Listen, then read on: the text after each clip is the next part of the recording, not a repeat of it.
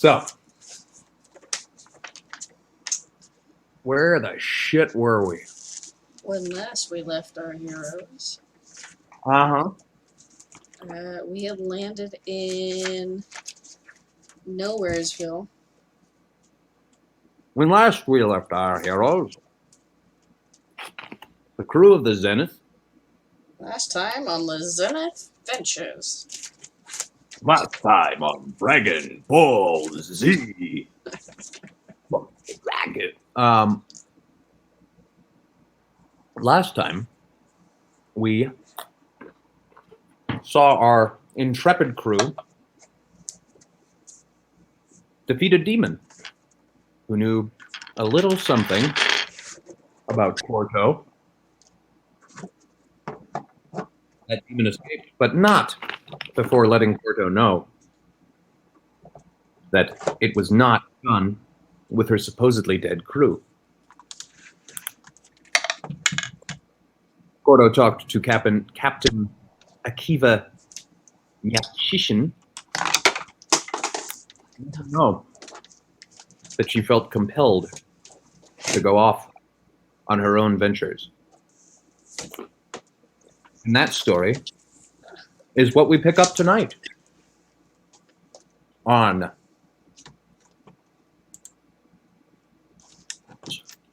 So, you had discovered your crew was not as dead as you might have thought they were. As one might presume. So far, the only clues you have are that some of them might be alive, and that you might be gone. You might have been gone for longer than you thought. So given that information, and being in this sleepy little hamlet, the others have gone off to go drink or whatever it is Xavier or Brew might be doing. Well, Brew's not doing anything. But he's going to say he did. Oh, of course he will. So, after a night of heavy drinking, I don't know if you participate with the rest of the crew. To a point. Okay. I think. Where?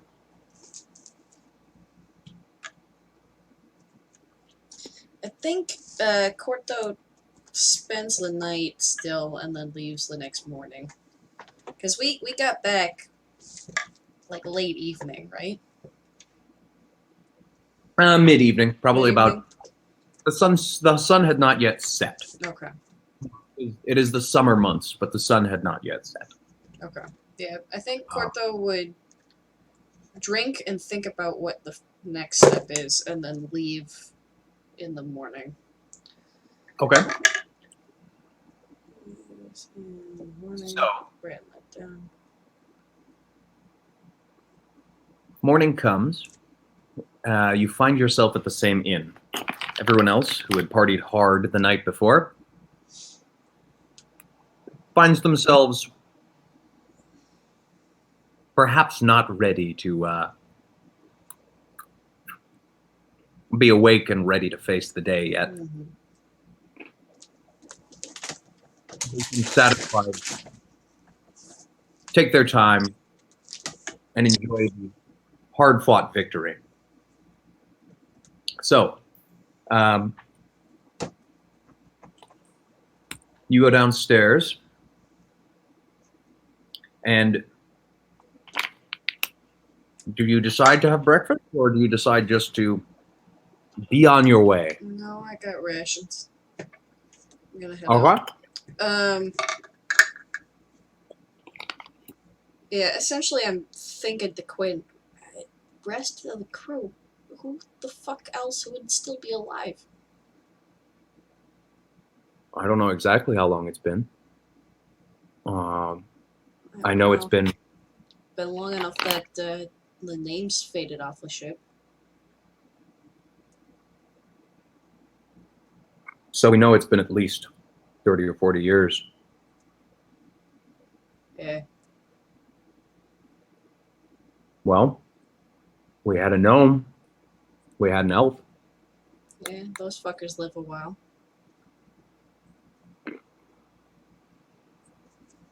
Did we have a halfling?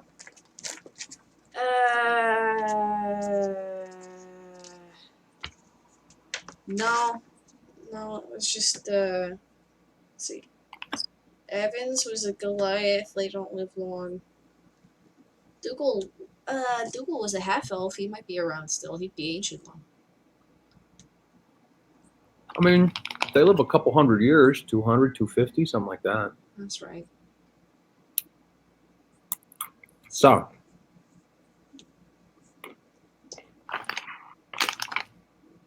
but if they've had 30 or 40 years, we have no idea where they might be. It's a silly voice. What's that? Yeah. I Supposed to be mean, English. yeah, he's from the British Isles, yeah. British Isles continent. Is he fancy or is he less fancy? I think he's less fancy. Right. He's a scavenger. Was a scavenger. Probably a bit more like this then. Something like that. Or cut in between. Isn't cutting in between just Gavin?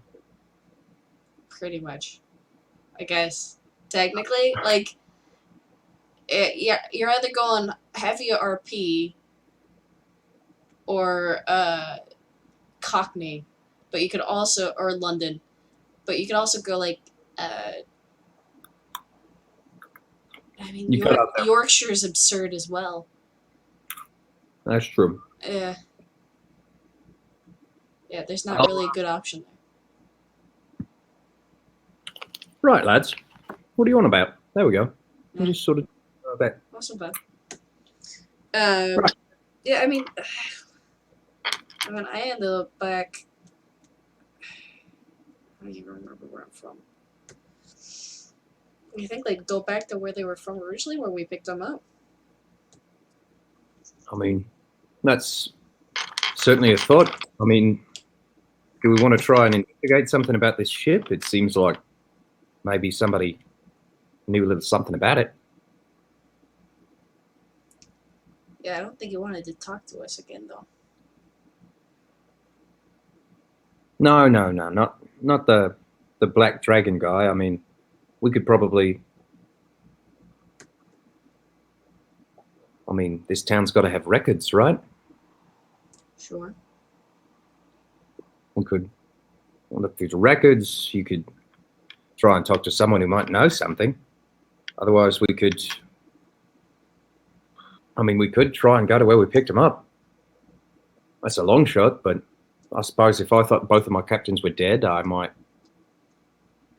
go home. Yeah, piss off. Yeah, something like that. Of course, one of us still has a body. All right. Most of one.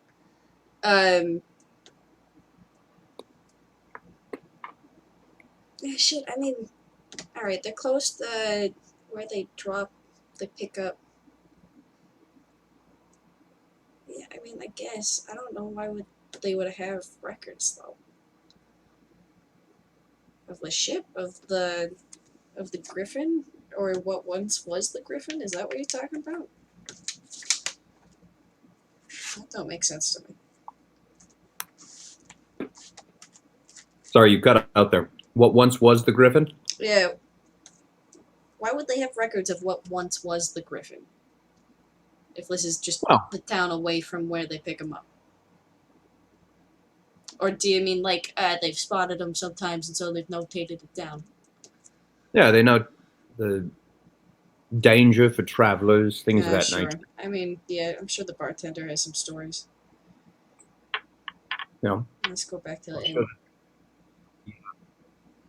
Do you want to go down to the town or do you want to go into the city? They might know a bit more. You might have more records in the city. That's true. We have a little more pull with the what's her face now. Big toss? Big toss, Ayla?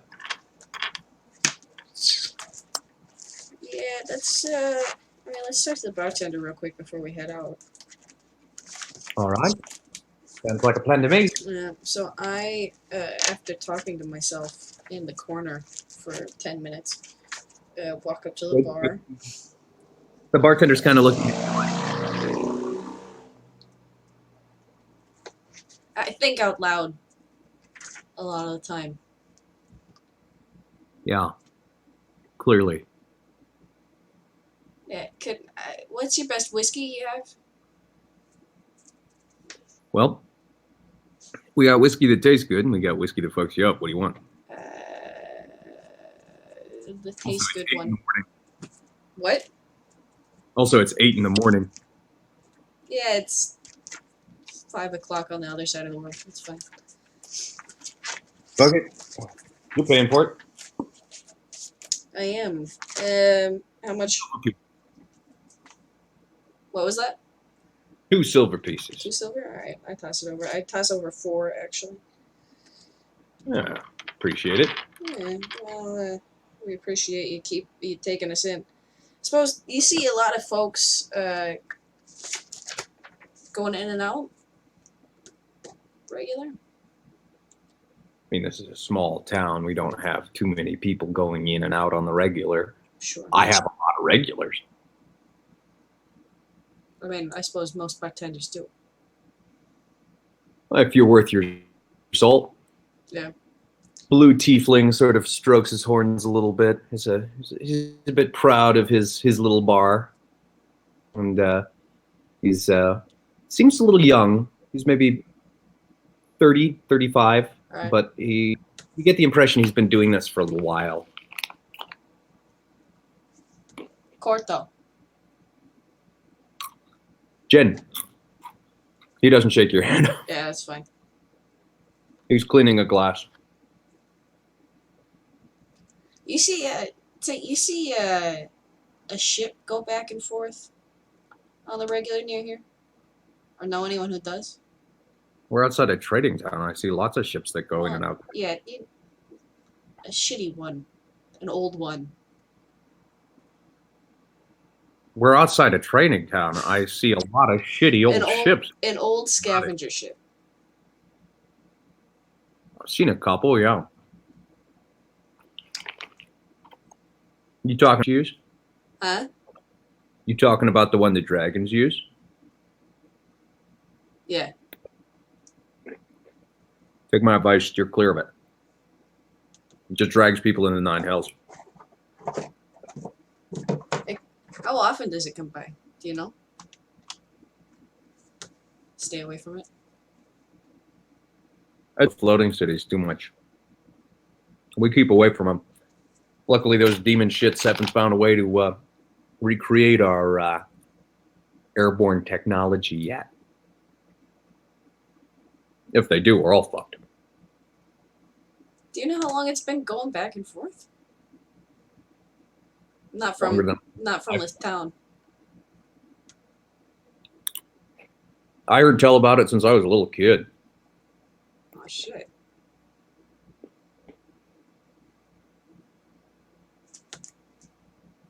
So one apparently can't get up too high no more. I mean, it's old. It's got to be at least. I mean, it looked like it was maybe a Mark II from what some travelers were telling me, which means it's 50, 60 years old at this point. Huh.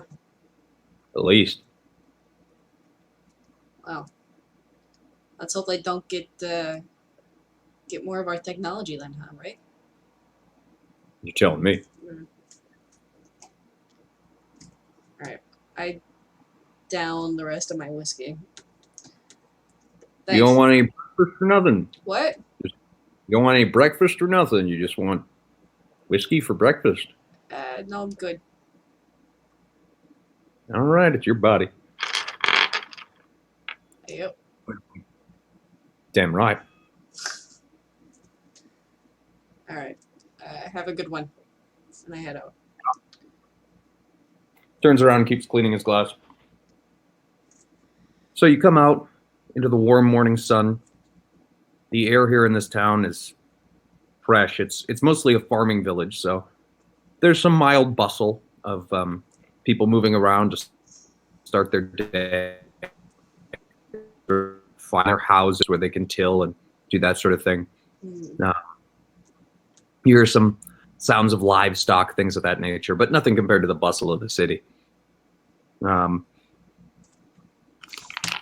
It's warm and you feel a cool breeze blow over your face, but you don't feel much closer to finding answers about the Griffin or your crew. Right. Alright, well, let's go up to the city. We'll see if they have any records about how often it comes through. Might be good to know about that. But then, I mean, let's see. Maury likes where they were from a lot. Maybe they went back to the islands. Back to Sagatoichi? Yeah, you say it better than I do. Whoops, I'm still in bartender voice. Back to Sagatoichi. Yeah, I can't pronounce it, so wherever they're from. Right. So, There's a reason that you handled the manifesto, Quinn. well, at least those demon bastards didn't rob me of my voice. Yeah. Can't take those vocal cords away from me, even when you're a spirit. So, let's be really honest here, Korto. Neither one of us know what I am. Fuck if I know. I don't know. Hell, I could be.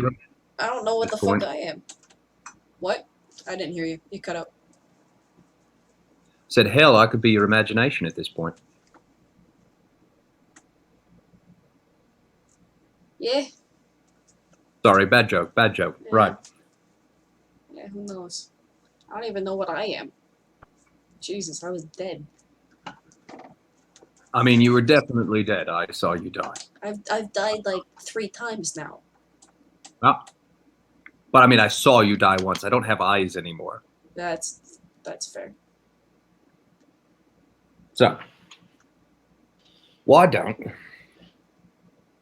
Should we go to the bars?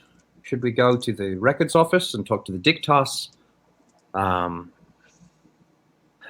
Should we just try and go to the ports and see if any of the sailors know anything about this? I mean, you're in charge, literally. I can't get outside of your body. I don't know if you've noticed.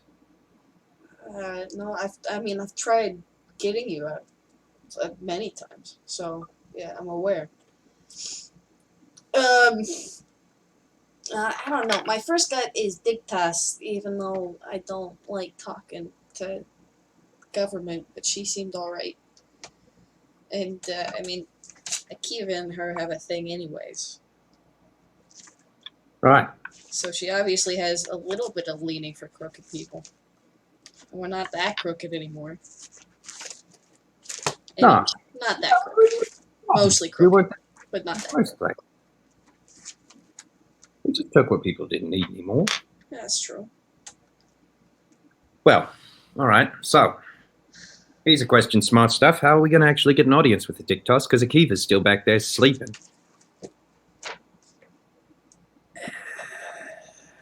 Right. You know anyone in government? Outside of Dictas and the secretary that the rest of the crew scared half shitless. I mean, I suppose. Go and try and just request an appointment. Don't know how well that's going to work. Well, I'm sure her calendar's pretty booked. Yeah, let's skip it. I mean, public records of ships going in and out. I mean, if it's 50 to 60 years old, I mean, there's got to be something in the library somewhere, right? Could check the library. You'd think. What? Who would have thought you were going to be? You'd think, yeah. My internet is shit. I notice you're sort of bouncing about. Yeah. Yeah, because you're doing the same for me, so it's probably mine. It's absolutely mine. So Ugh. it works. So I'm on gigabit. So Yeah, no, I'm in country. true that. Yeah, my phone service literally goes in and out where I am, so it would not surprise me, especially since there's 6 of us all sharing the same internet. Fair play. Yeah. So the real question here is, Uh-huh. do we just try and get an appointment? I mean, we could claim to be the crew of the Zenith. We could say that Akiva wants an appointment. Well, We could just try. I mean, it's not like we haven't done it before. We could just try and sneak into the records office. that's true. We could do that. Be like old time. Yeah.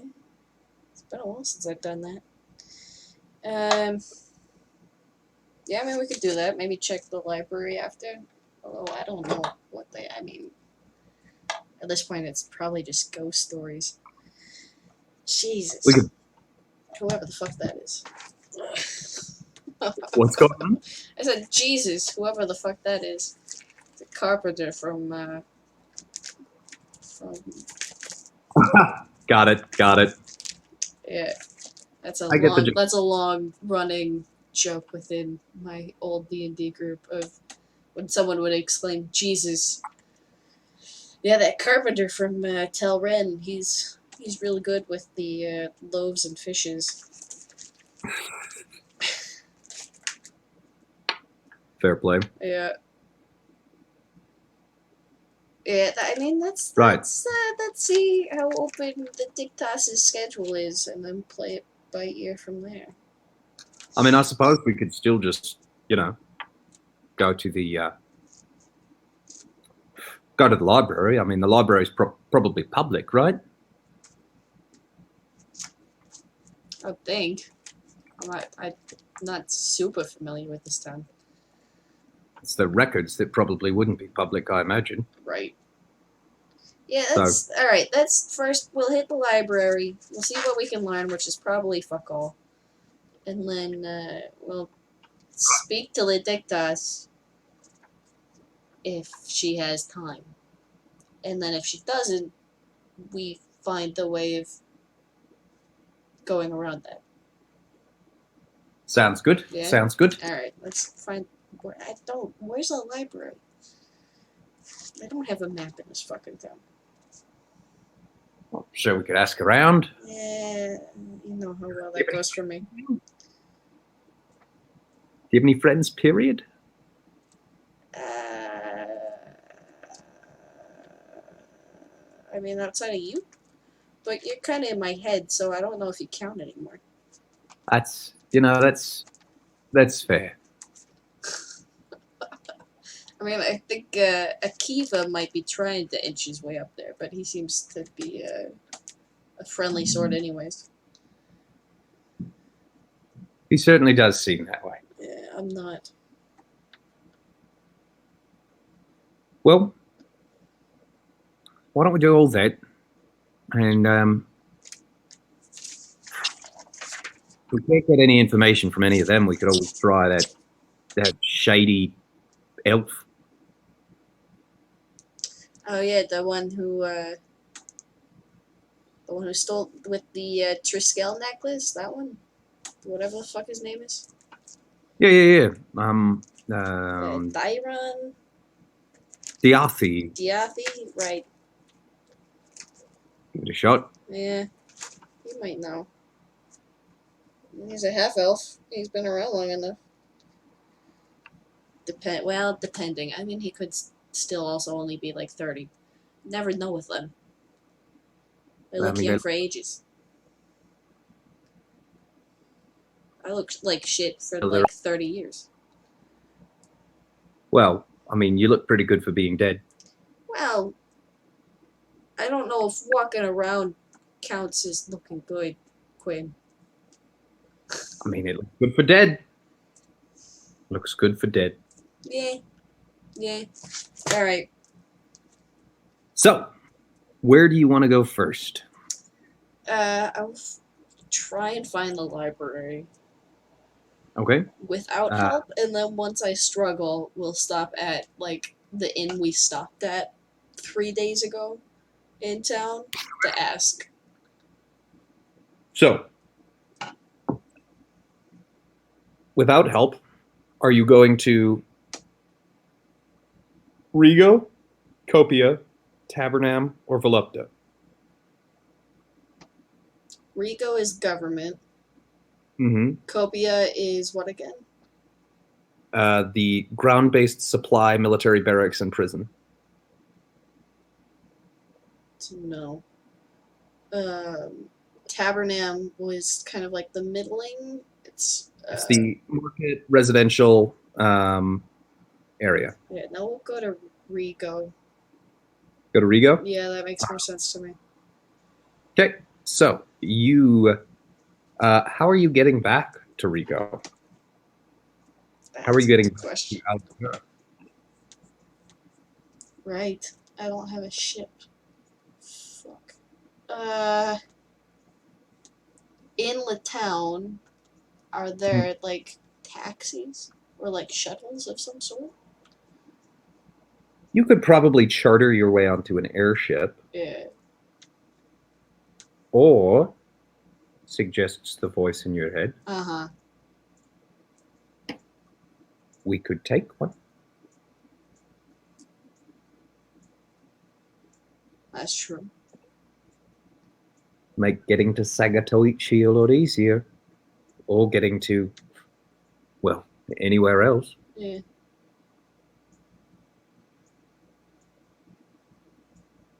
Yeah, let's take a look at what they got. Right. So, you go along. You've got eye on the Roll20 as well here. You go along, and near the edge of town here, you see a number of different things going on. Mostly they're sort of primitive dirigibles. They look sort of like this one up here. Yeah. Can you see my cursor on Roll20, or can you not? Not currently. If you click and hold, you can create the circle. Yeah, there you go. So they mostly look like this. There's a couple like this. They tend to be smaller. They tend to be sort of like single-person aircraft, or maybe like up to 5 people. They're much swifter. And you would know from your time as a scavenger that both of them would have wingsuits, which allow moderate distance flight by themselves. All right. Well, we'll start looking for a single-person vessel. Okay. Kind of along this lines, I think. Okay. Kind of along which one? This guy. That guy? All right. So you go down through the docks. You pass 2 Kingsguard who are guarding the docks. And you pass the merchant who is in a sort of little hovel near the beginning of the docks. It's sort of this long series of wooden planks that stretch out from the edge of the island. He just sort of looks at you and he's like, right, which mooring are you at? And we'll get the ship ready for you. It's mooring number. Shoot, you know what? Let me run down and check. I can't remember the name or the number. Make a deception check for me. This is gonna go poorly.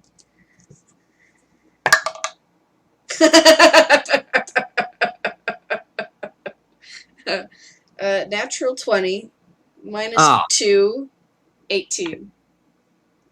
All right, so he looks at you suspiciously for a couple of moments. He's just sort of, right, all right, fine. You know what? It's early in the morning. Go find your ship. Be back here in 10 minutes. Yeah. All right. I start looking for a ship to take. Okay. So you find, you pass a number of larger vehicles, a number of the sort of slow dirigibles, things of that nature. and you manage to find, much like the fighter that had attacked you earlier, Yeah. you manage to find something of that nature. It looks like it's maybe a two-person aircraft, but Okay. you're relatively confident Yeah. that you could operate this this vehicle. I wouldn't say, it's like a foregone conclusion that you could do it, but I would say you're relatively confident that you, maybe with a bit of assistance from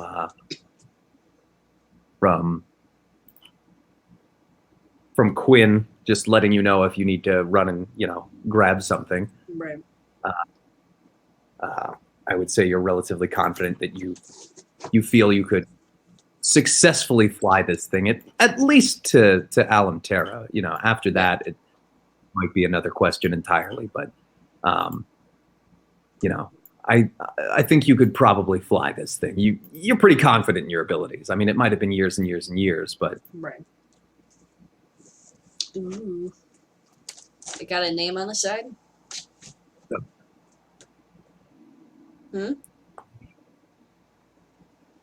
the Swift Minnow. All right. The Swift Minnow. I mean, it's accurate size-wise, I suppose. All right. I memorize the number of the mooring it's at and run back. All right. So the mooring is 14. All right. Yeah, number 14, Swift Minnow. Oh, right. I'm very sorry, madam. I didn't realize you were coming down to take the ship today.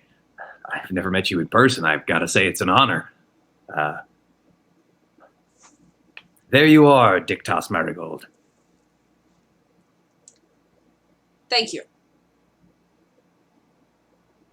I must say, your reputation as a fine warrior who now guides this town precedes you, but I didn't realize you'd been through so many battles. Yes, well, I do what I can. Right. Well, enjoy your pleasure cruise. You've earned it. Thank you. Have a good day. And I walk back going, fuck. Well, I mean, we have an inn now with the Dictas. I have her ship. That's true. I brought it. I delivered it for her. Out of Alamterra. So the Dictas is the mayor, not the governor. Yeah. So, well, I mean, I think at least we know that it's going to be a quality ship. Yeah. Yeah.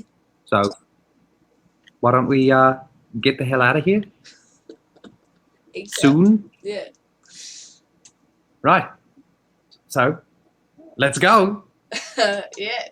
And I get ready for takeoff. All right. So you do that. And as you do, you see a halfling woman in some white and purple robes that look rather familiar. She is currently talking to the dock worker. And she's starting to look agitated. What do you do? I recognize the white and purple robes. Where do I recognize the white and purple robes? Hold on. Notes. You recognize from living around here that white and purple robes are governmental officials. Right. So. Let's see, what do I have in my belt? I'm gonna do a minor illusion. Okay. About Let's see. They're at the end of the dock. Uh-huh.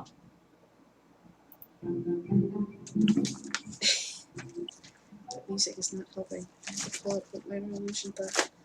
It's one of my new spells. It's my new cantrip. 30 feet away. Okay. I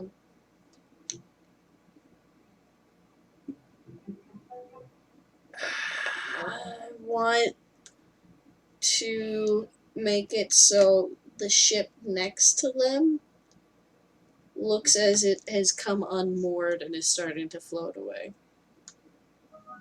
All right.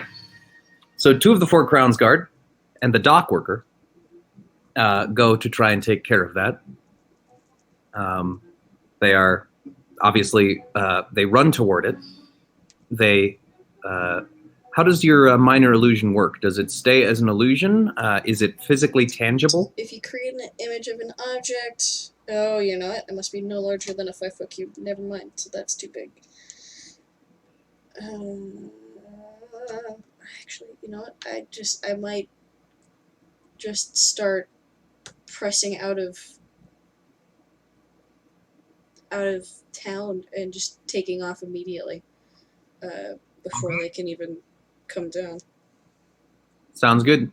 So you unmoor and fly away as Halfling Dictos and her 4 Crowns Guard start running down the dock. As you do this, you take off, and suddenly, about, say, 3 of the Crowns Guard, as you're starting to fly away, jump off the end of the dock and take flight with wingsuits. I'm gonna cast fog cloud right where they started taking off to obscure their vision. All right. So it's a 20-foot radius fog centered on a point within range. The sphere spreads around corners, and its area is heavily obscured. It lasts for the duration or until a wind of at least 10 miles per hour disperses it. So it lasts for an hour. Okay. I mean, you're about 3,000 feet in the air. The wind is about 10 miles per hour. All right. Well, I just want it like enough so I can get like a suit on. Okay. You've got some space on them for sure. All right. For sure. But they are following you. Okay. So, at that point, what do you do?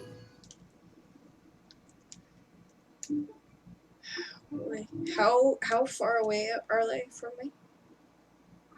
They're about 80 feet behind you at this point. Okay. And they are going to start taking pot shots at the ship. Is there any way to make the ship go faster? You can certainly try and make the ship go faster. All right. We're going to try and make the ship go faster. All right. So you give it your all to make this ship go faster. Give me an intelligence check. Okay. And give me a acrobatics. Okay. Because you got to run all around that ship carrying shit. All right.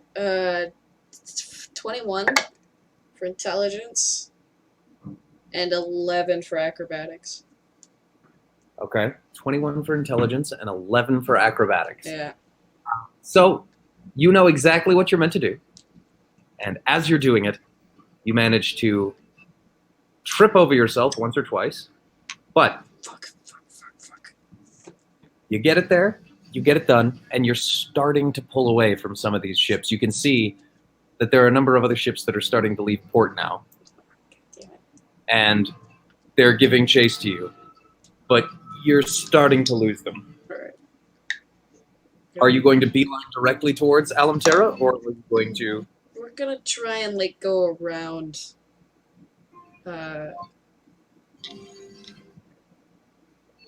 We're gonna try and make it look like we were going away from the city.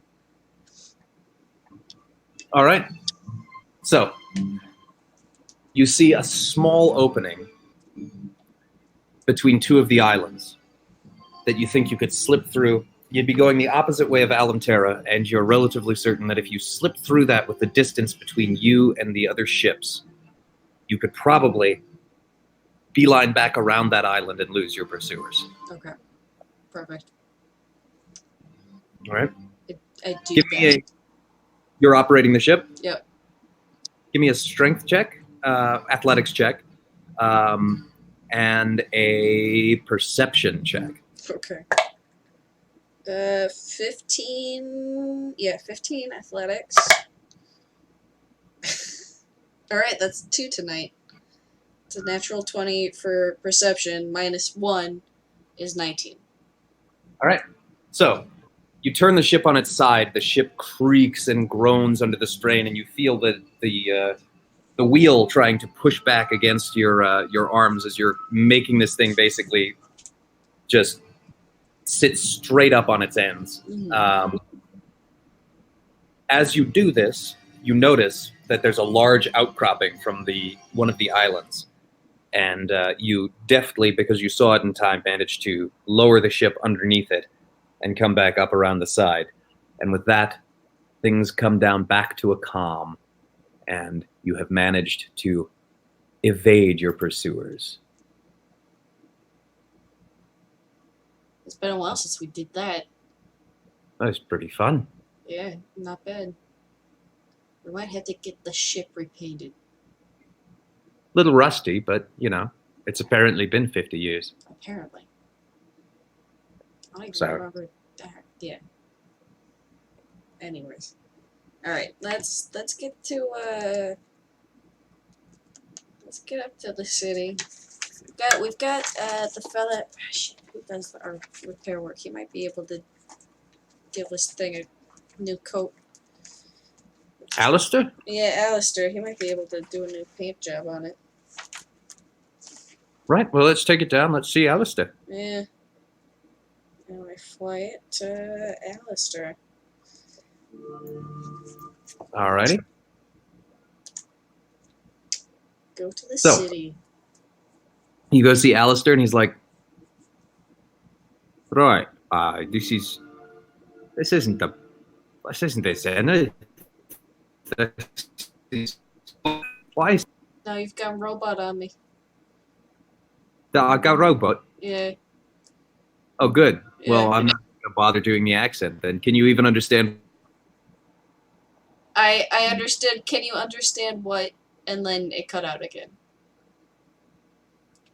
I was saying I won't bother doing the accents then. I heard that one. Am I still a robot? No, it just keeps going in and out.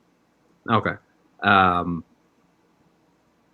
So, Alistair basically just lets you know that you could repaint this. He's a little suspicious. He's wondering,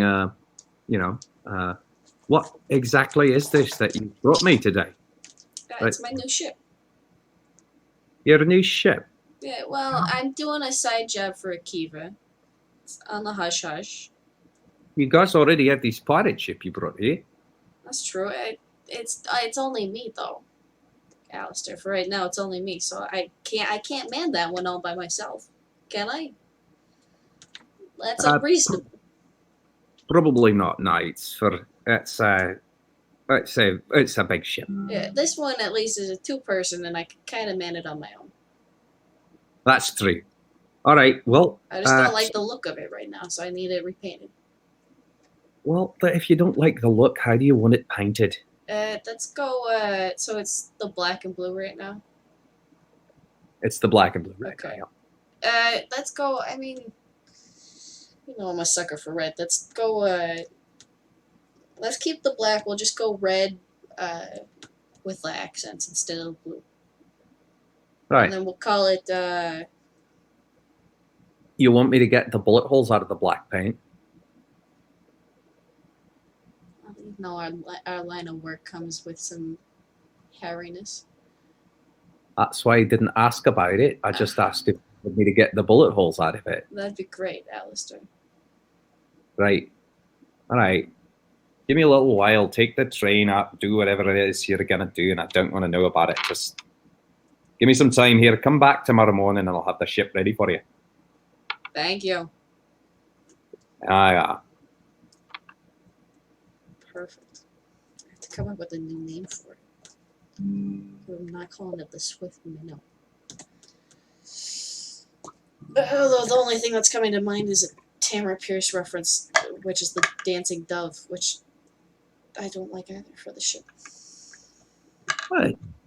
You don't like the Swift Minnow? It fits the ship. It's small. I mean, it does, but people also know the name of it, Quinn. That's the issue. The people that we took it from know the name of it. So if people see it, the Swift Minnow.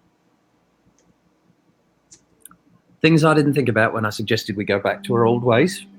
Yeah. See, this is why I was the smart one. You had the charm and the wit and whatever, and I had the smarts. Still agreed to steal it, though, smart one. Yeah, well, I never said I was wise, Quinn. I have the smarts. I don't have the wisdom. All right. Well, I guess we're in for it now, so... in for a penny, in for a pound. Something like that. Yeah. Why don't we see what we can find? We were going to look for the library. Yeah. Go up to Rico, I think. I'd run back to Alistair. Alistair, is there a library in town? Of course there's a library in town. There's a library in every bloody town here. Right. Where? Near as I can tell, I think that the library here is in Rico. All right. Thank you. All right, Rico it is. That's what I was thinking anyways, but I wanted to make sure. Sounds good. Well, I'll continue to work on this in time, and we'll see you tomorrow morning. Right. Right. You know, I'm kind of glad you said you're going to a library. That's a lot better than what I expected. What were you expecting? Because now I'm curious. Well, I suppose I was expecting something a little less legal.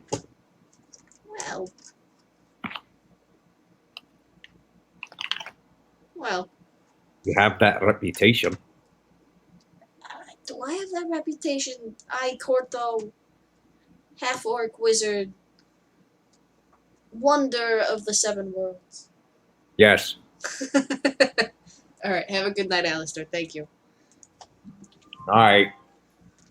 Closes the door behind you. Uh-huh.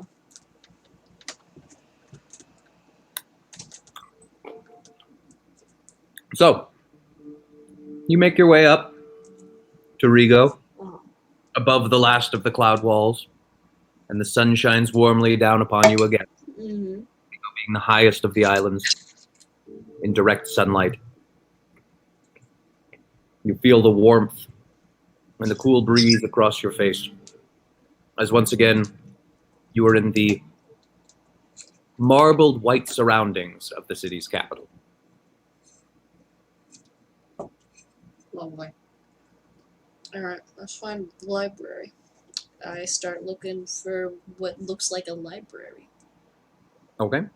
So there are a number of governmental offices, and farther off there are some markets down the street.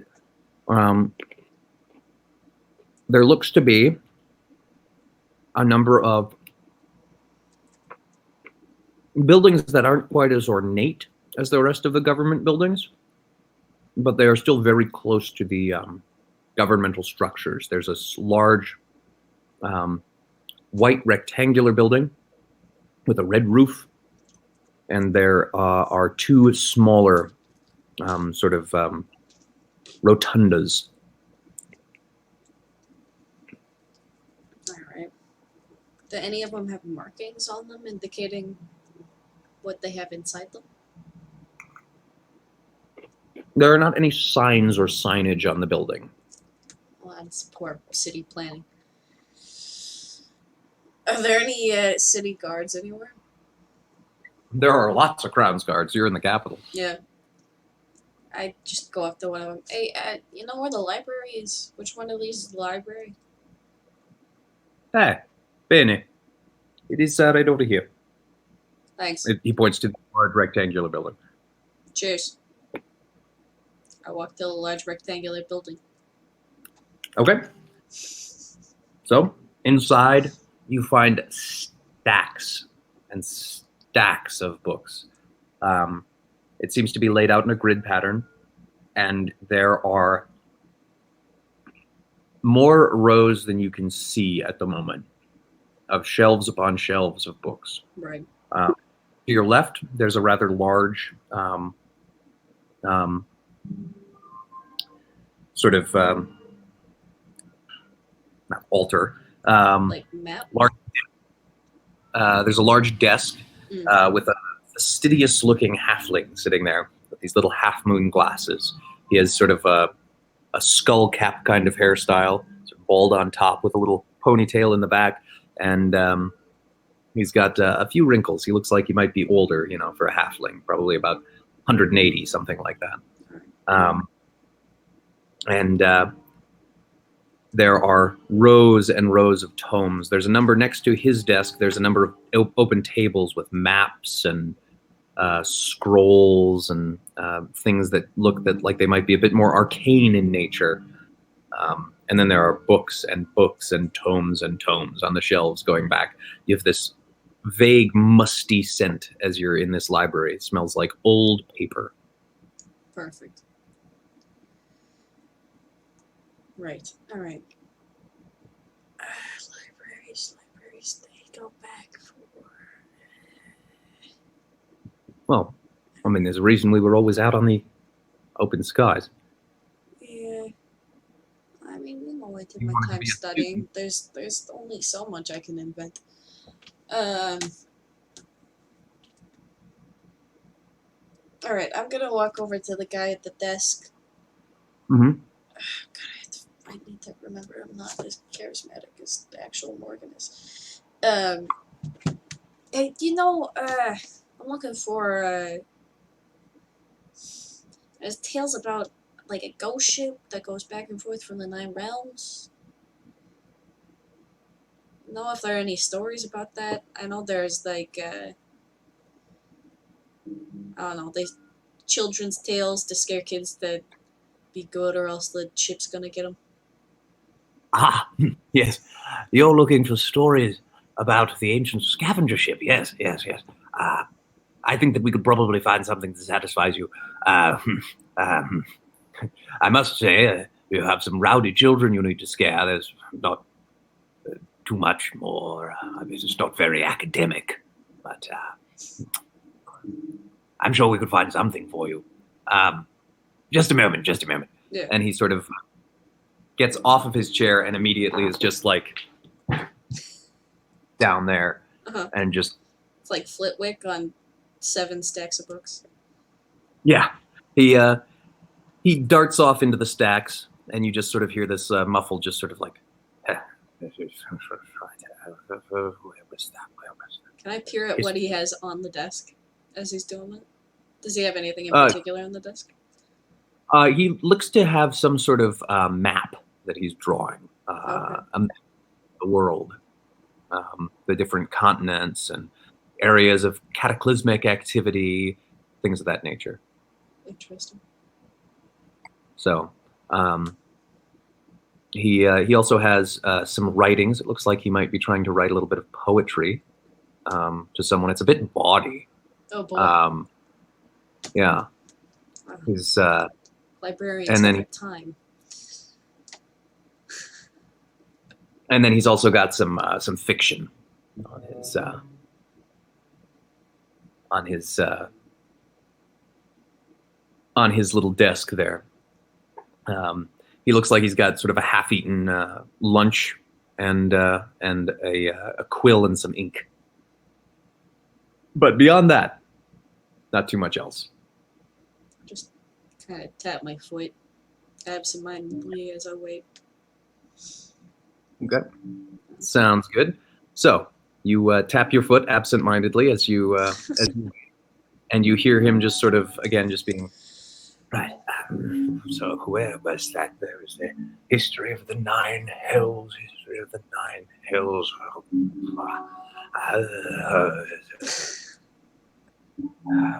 What gruesome, yes, there's frightening children's stories, parenting for the confused heart.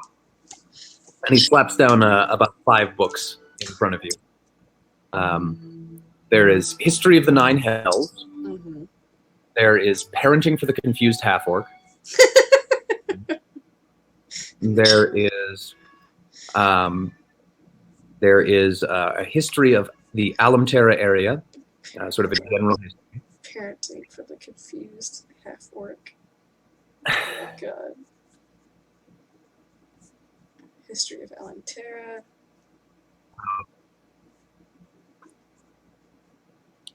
Someday I will learn how to spell.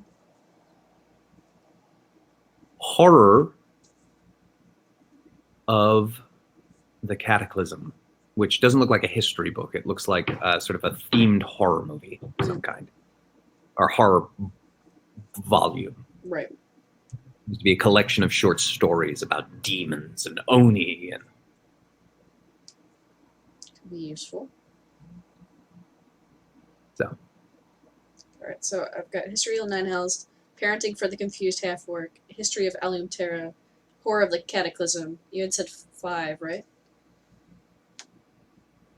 Yes, History of the Cataclysm, History of the Alumterra area, History of the Nine Hells, Parenting for the Confused Half-Orc, and Horror Stories of the Cataclysm.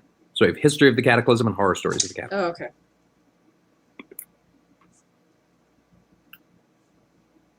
Right, perfect. Thank you. And I'll just hop down at like a desk or table that's available somewhere and start reading. Sounds good. So you go ahead and do that. And after about 2.5 hours of sitting amongst these musty stacks, your nose itches a little bit because you're getting a lot of sort of dust and particles, things of that nature. Yeah, Parenting for the Confused Half-Orc just is like pushed 5 feet away.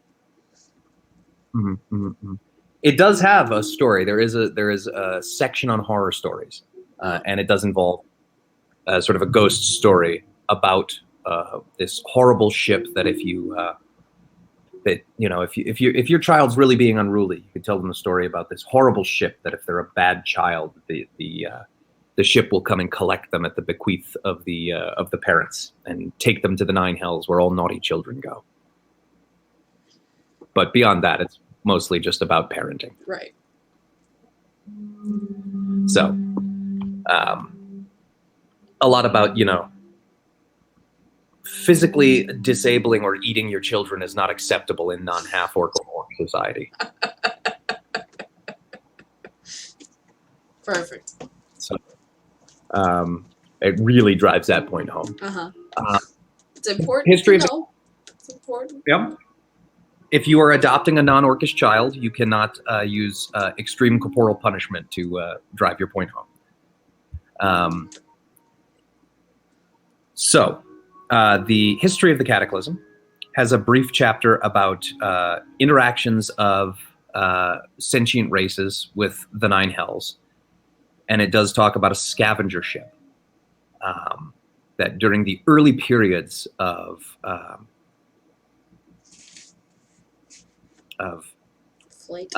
captured by a minor demon and taken to the Nine Hells.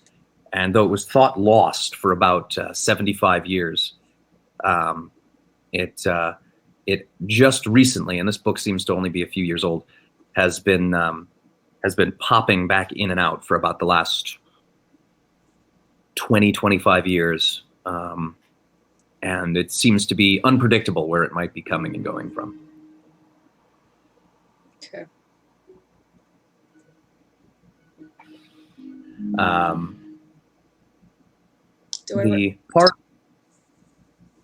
What's that? Do I recognize any of the names of the authors?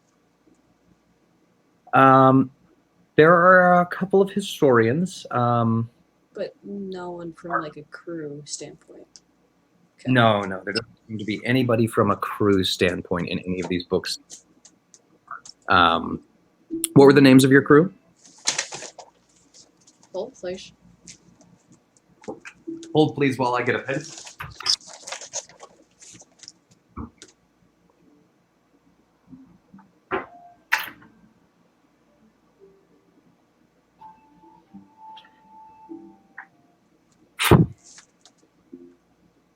All right. So Evans was killed by Quinn that night. Okay. Dougal is a half-elf male. Okay. Atia is a non-binary elf. Claudia is a female dwarf. Okay, sorry. You gotta go slower. I'm writing with a pencil. Sorry. You have Duke, half elf. Where was he from? British Isles continent.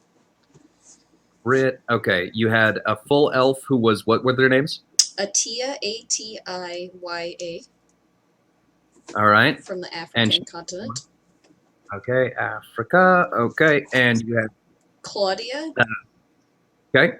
Female dwarf from the Latin continent. Latin. All right. Kuritsin, Kuritssyn, was a half-orc male from the Russian continent. Okay. And then Mori was a non-binary gnome from the Asian islands. Okay. When you say non-binary, what do you imagine their voice sounds like? I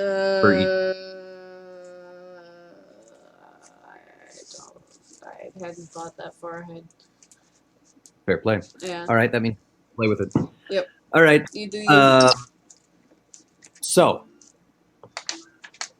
the Horror of the Cataclysm has a very similar horror story. It seems to be sort of works inspired by reality.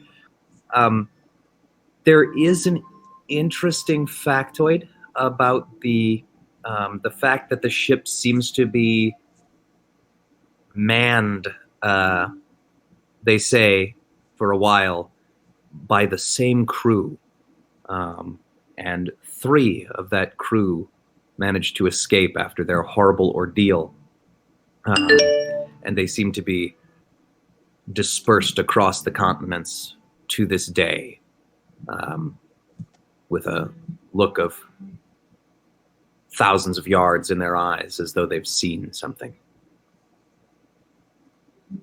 Okay.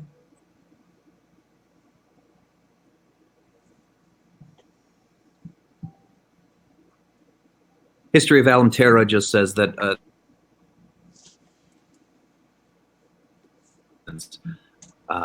especially around the Alamterra area in Terra Semain, which is the country, and only seems to appear probably once a year for about a week before disappearing again. Okay.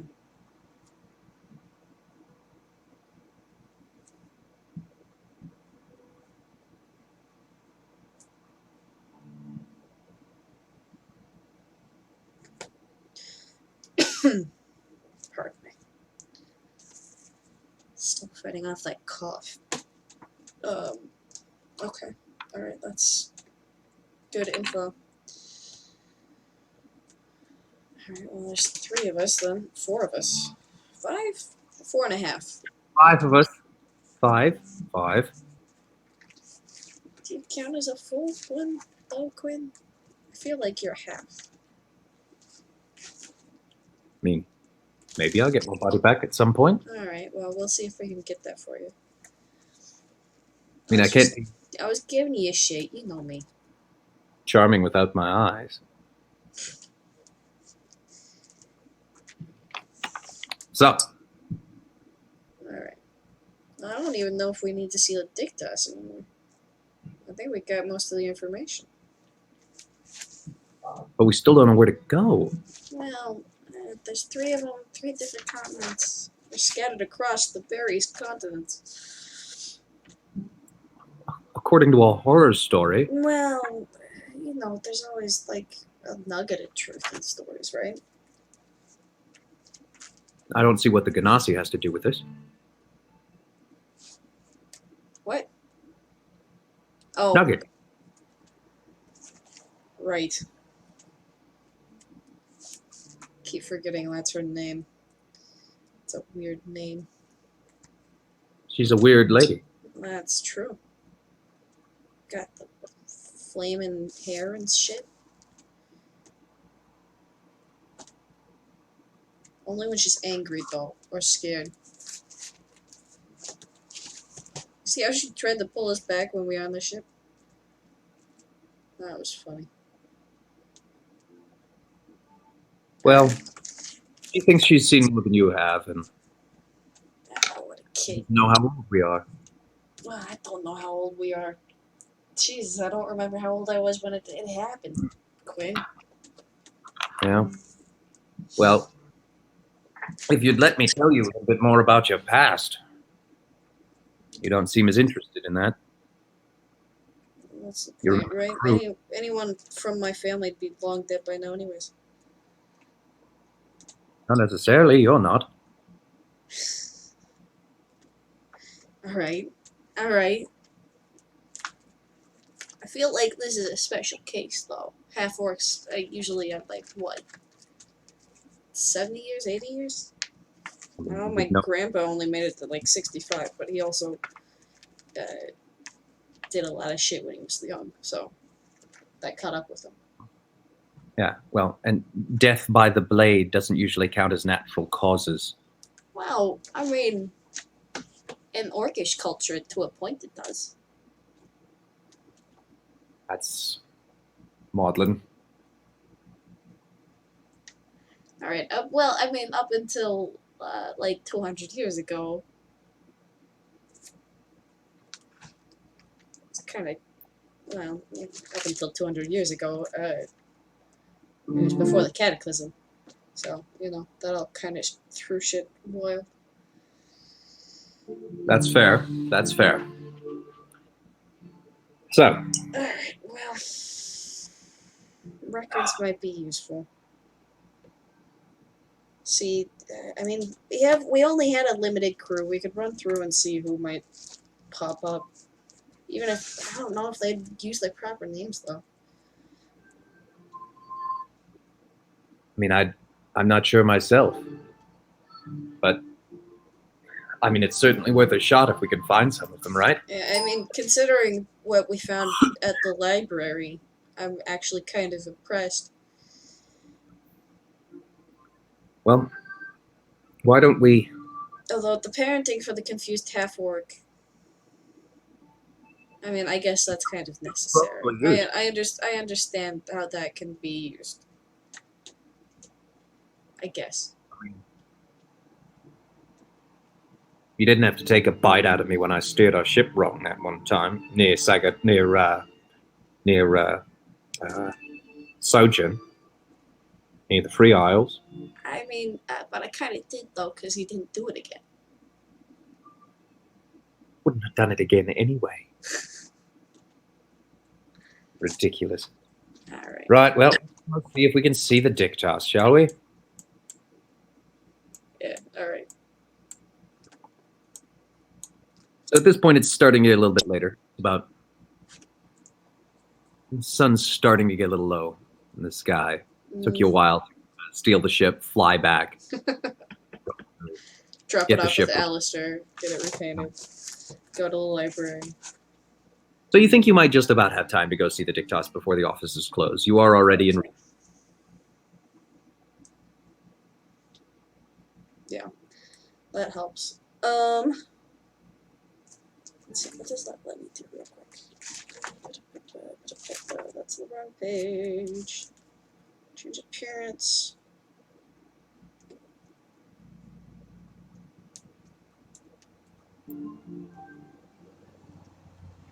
That could be fun.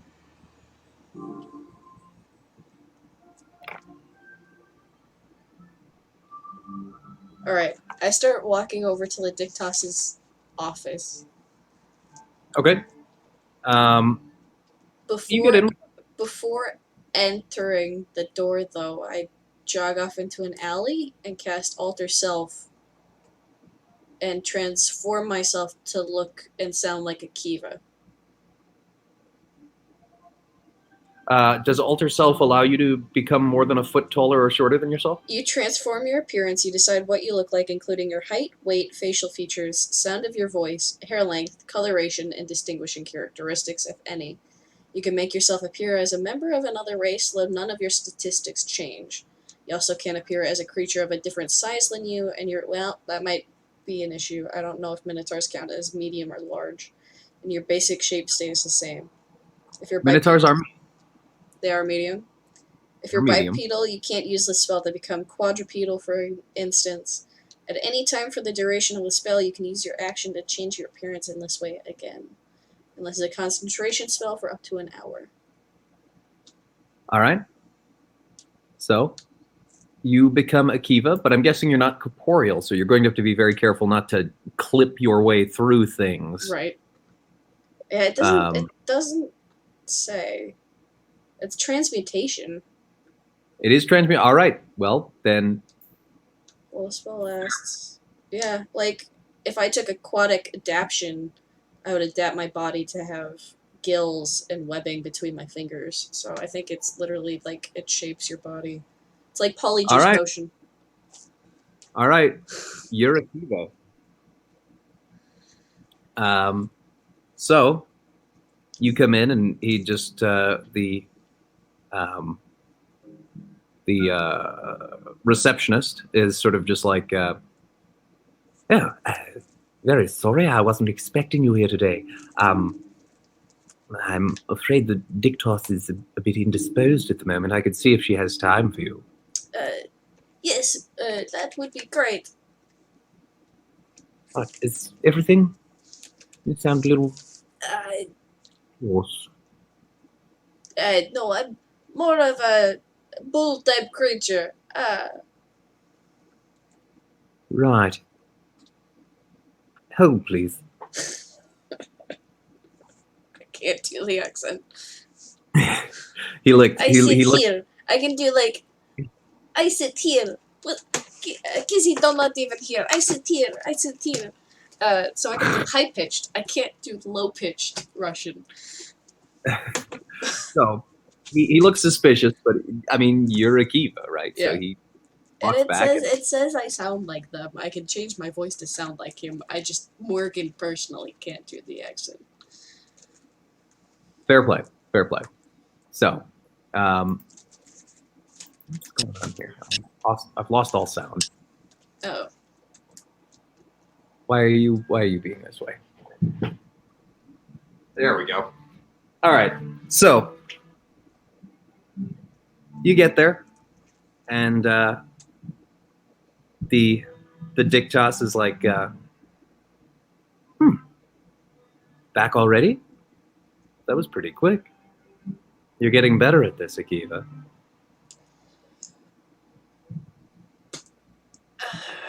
Yep. Boy, did not think about. Is the receptionist gone? The receptionist let you in and then went back. Okay. I shut the door. Good to see you.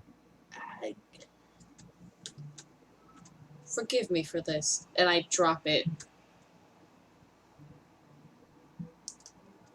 It's the easiest way to come talk to you. Akiva has a thing that I have to do, and it was easier to do it this way.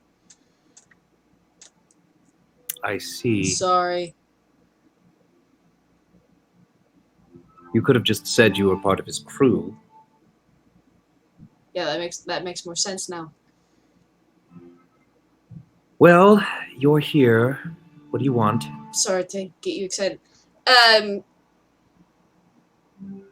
So I was looking to look into some records. We had a lead on some of the Black Dragon crew. Outside of the guy you have in the prison. I see. Reports from the Crown's Guard in Copia and down in the surrounding towns had led me to believe you had already taken care of this problem.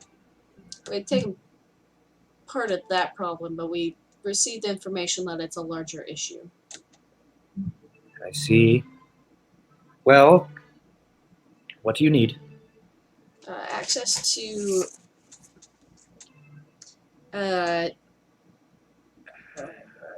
what's the name for it? Morgan's drawing a blank. I lost my train of thought. Shit, what is it? To what? Logs for people coming in and out of port. We have logs for people coming in and out of port going back 100 years. Well, What? Given What? that 100 years? at least 75 of it.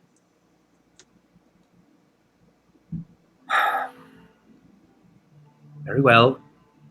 Very well. And so,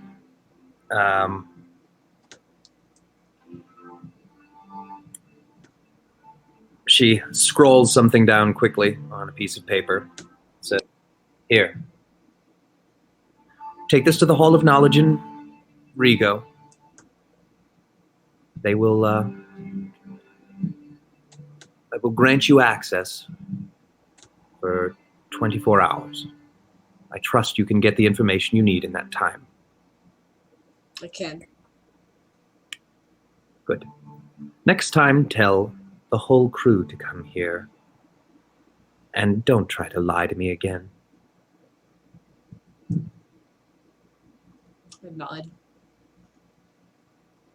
She goes back to working on her shit.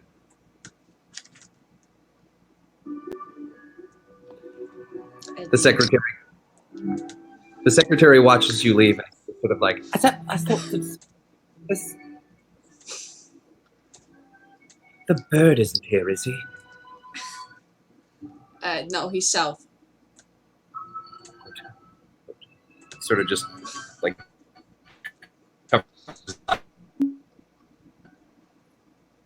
Oh no, I saw you do this and then it froze and cut out.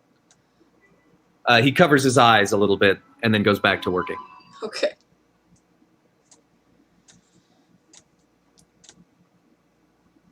So, it is now about 7:30, 8 o'clock at night, and you have a writ to get in to the Hall of Knowledge for the next 24 hours. Alright, we're gonna go take a look. All right. We'll see how long it takes us to search through it. I mean, it is 75 years of knowledge. The store didn't have an idea of how long they were on. Seemed to be manned by the same crew. 3 of them escaped and dispersed across the continents. It didn't seem to have an idea of how long they manned it. Of how long they manned it? No. Okay. Alright, well, I have a general idea. Alright, let's go take a look. All right. All right. Are they open 24/7?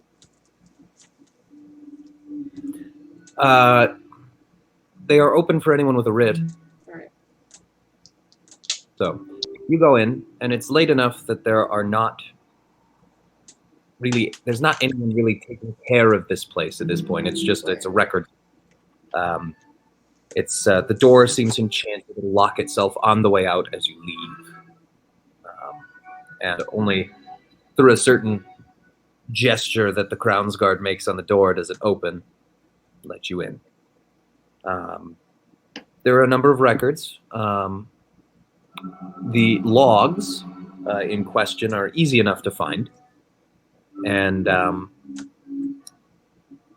you start pouring through them. Do you start with sort of 75 years ago and go up from there, or?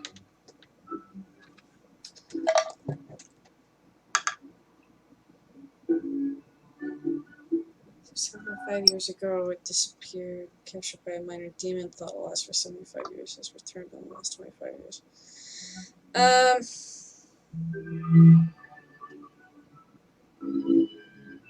So they escaped.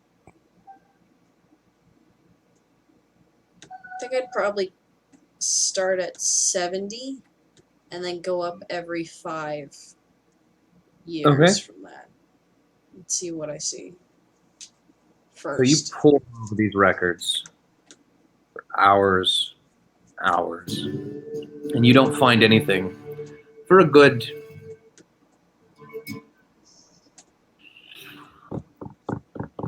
4.5 hours.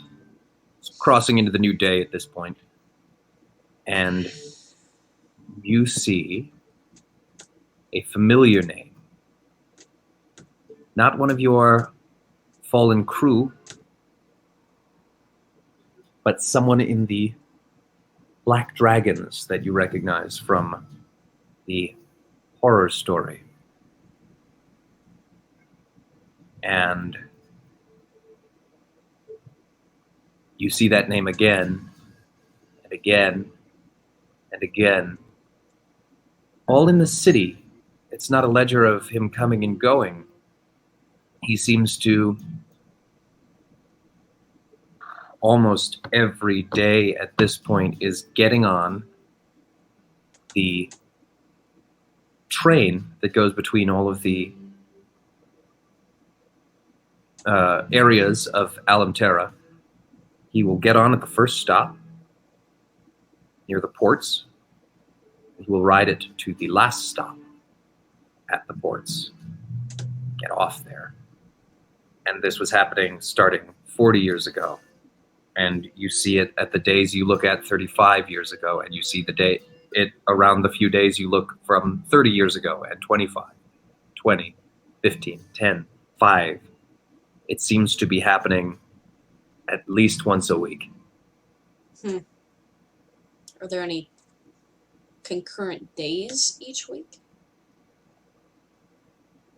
It seems to be happening at the beginning and end of each week. Okay. So like Saturday, Sunday. Yep. What's the name? The name is Ethan McDougal.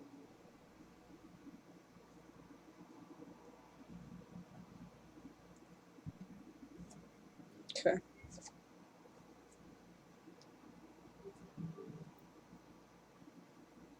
Seems to be a full orc, from what records indicate. Okay.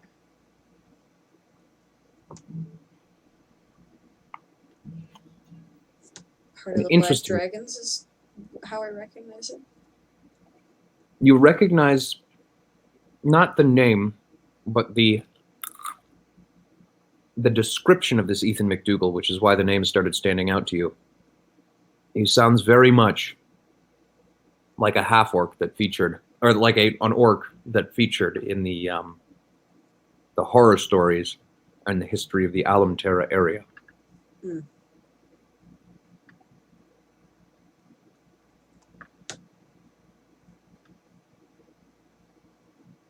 What day of the week is it?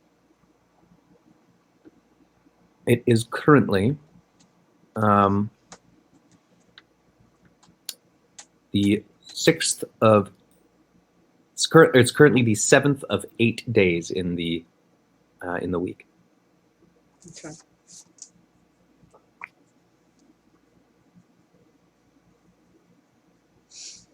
All right.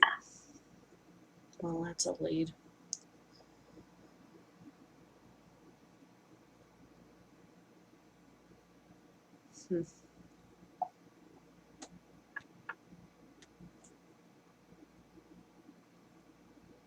All right.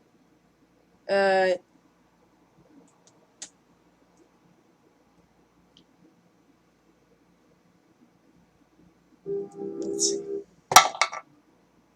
That's cocked.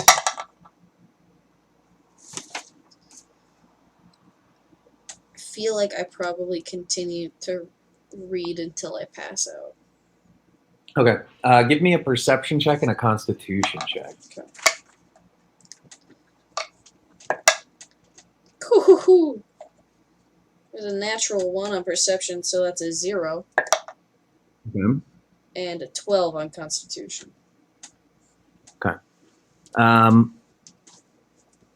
You feel like there might be something you're missing. Mm. The tomes. And what was the constitution? 12. You fall asleep after about another hour or so of reading. Okay. So.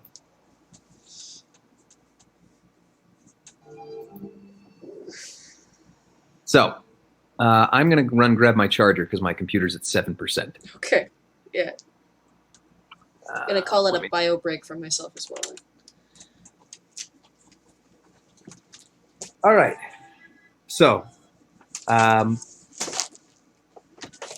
to the break, we had you finding information, suspicious information, about an Ethan McDougal, an orc who seems to match the description of one who worked with the Black Dragons in one of the horror stories. He's been moving in and out for at least the last 30 years.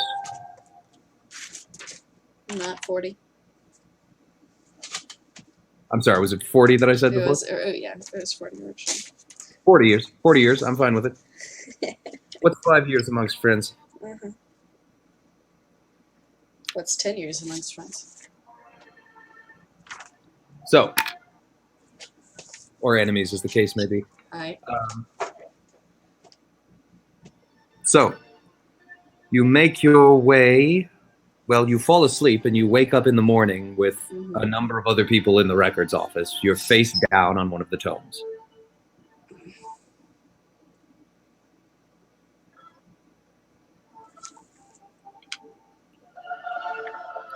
So what do you do next?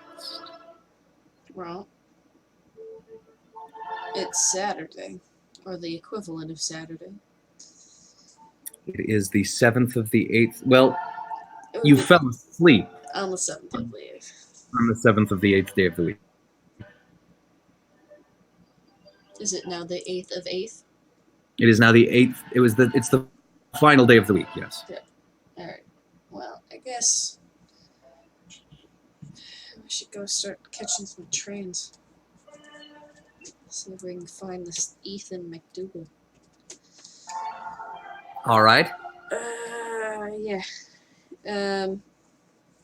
So I'm gonna hang on to my writ in case I want to come back and take a look later today.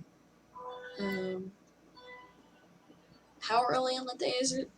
I fell asleep at like what, midnight probably, so it's like 8. You fell asleep at 1:30. Okay. And so it is about 9:30. Okay.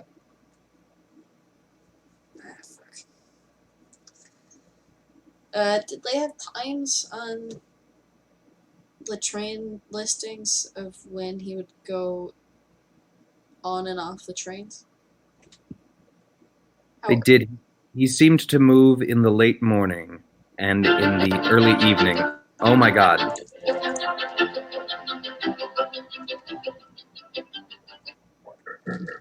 Sorry about that. That's okay. Pop up an ad for Donald Trump. Oh my God. I know. Pardon me while I throw up. So. Alright. Well, let's head down to the ports. That's where Alistair is anyways. Go talk with him.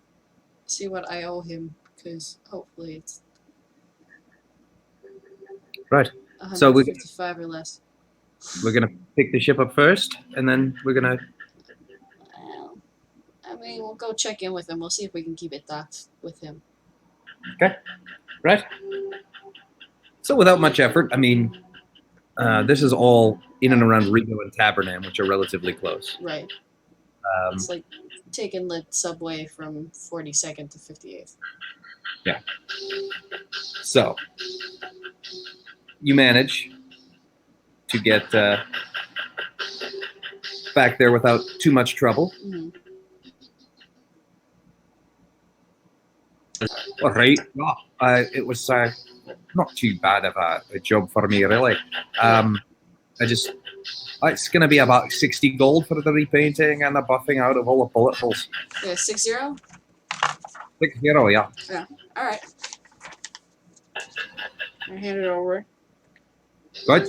Thank you. Do you mind if I keep it here for just a couple hours more? Just have an errand I need to do. And then I'll be back. Fair enough. All right. Pick it up before the end of the day. Yeah. Thanks, Alistair. I appreciate you. Goodbye. Bye. Alright, and then I wandered over to the train station for the ports, I guess. All right. You Or wander the equivalent of. over to the train station.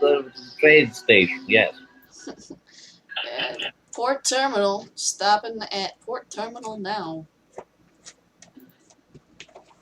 You make your way to the train station. And it's bustling with people. And The tin ceiling is a nice touch. what's that? The tin ceiling Oh, yeah. is a nice touch. I like that picture when I found it. Yeah.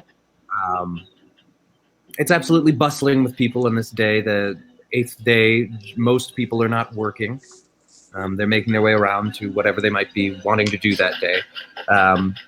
And so you are getting on at the Rigo ports, which is the first stop. The train runs from Rigo, from the docks at Rigo, all the way through all of the different districts, then all the way back. You notice that this particular steam engine is there's about 5 commuter cars, and there's a sleeper car at the back, although the sleeper car really is not for sleeping because it's a commuter train. Right. So people often get onto the sleeper car in Volupta. Sure. So you have about 5 commuter cars and one more sort of regal car at the back.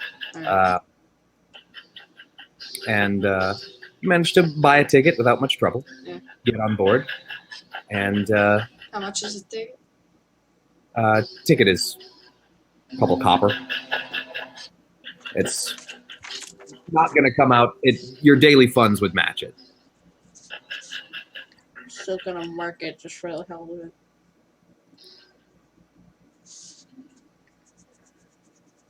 Alright. So I get in the front car and just kind of at the back try to take a look at who comes in. okay. See a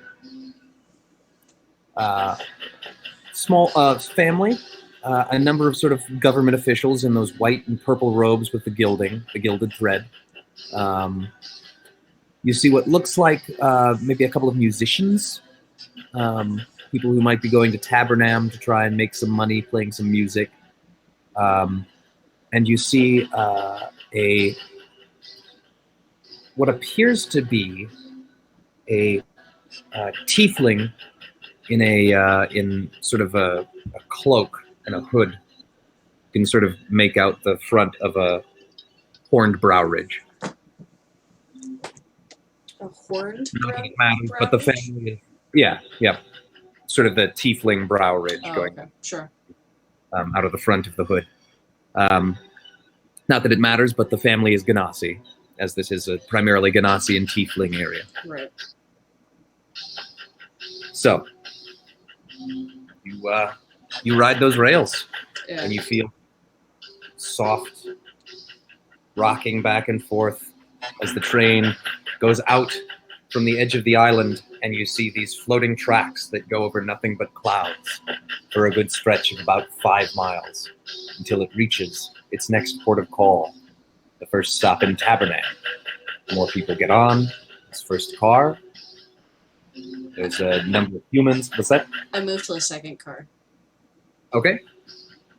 In the second car, you move, and you happen to see the a family of humans. You see two more tieflings, looks like a couple, and you see sort of muscular, brawny Ganassi, looks like someone who might be in the carnival or a bodybuilder of some kind, something like that. Okay. Next stop, move back one more. Essentially, Okay. just trying to, if he rides it port to port. From the beginning to the end. Yeah. Yep. So just moving back each car, seeing who's still there. Okay. You see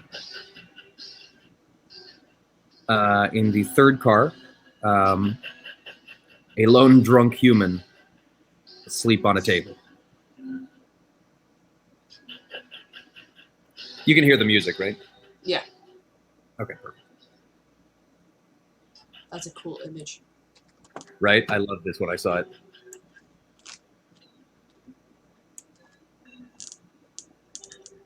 So they come through all 5 stops in Tabernam as it wraps around the island, and it heads toward Volupta. Okay. Alright, so third car, just a lone drunk. Passed out.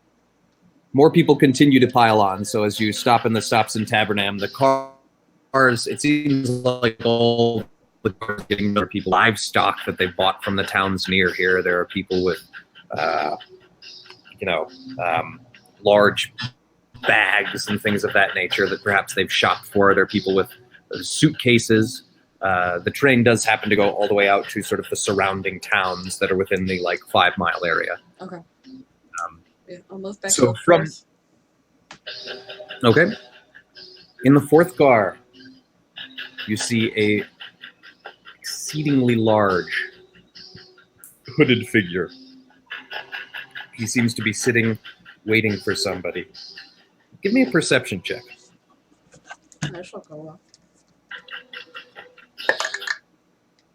Not bad. That's a 15 minus 1 is 14. Okay. That wisdom You source also killed me. notice that in this car now sitting there, though they didn't get on, there is that tiefling in a cloak with the brow ridge that you noticed from the first car. He seems to have moved back here and is sitting the other end of the car from the large hooded figure.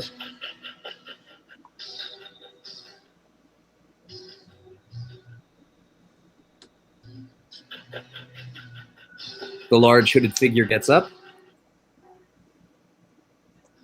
He seems to be pretty towering. He's about 8.5 feet tall. And very wide, broad-shouldered. You can't make out much besides that. He's in a large sort of cloak. He saunters over to the chair where the tiefling is sitting and sort of relaxes his gigantic form on the chair, and it makes an audible sort of as he sits down in it. The rails are still rocking side to side. As you're now making your way out to some of the suburban areas, there's a stretch of track here near the edge of Volupta where there are large buildings on either side, but the tracks are over nothing but air. Okay. I'm gonna try and listen in to what they're saying. I don't have any magical assistance to really do so, though. Okay, give me a perception roll.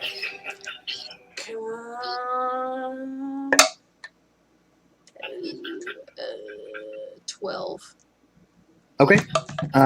Also give me a stealth check to make sure that they don't notice. Okay. Better at that one. Actually, I have a +3 in dexterity. That is a... Is that a 16 or 18? It's a 16, so 19. So 19, they definitely don't notice you. You manage to make out a few things here and there where it's just sort of these mumbles, and then you sort of just hear things like delivery and package. The tiefling seems to start getting rather agitated. He starts getting a little more animated, and you can hear him sort of saying that this wasn't part of the deal. And then something mentioned about gold.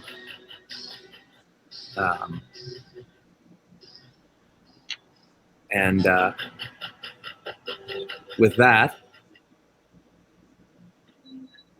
suddenly it all seems to explode at once as the tiefling, the large cloaked figure, immediately gets up and darts out of the back car, and the tiefling just as quickly darts after him. I'm gonna take off after them too. Okay, so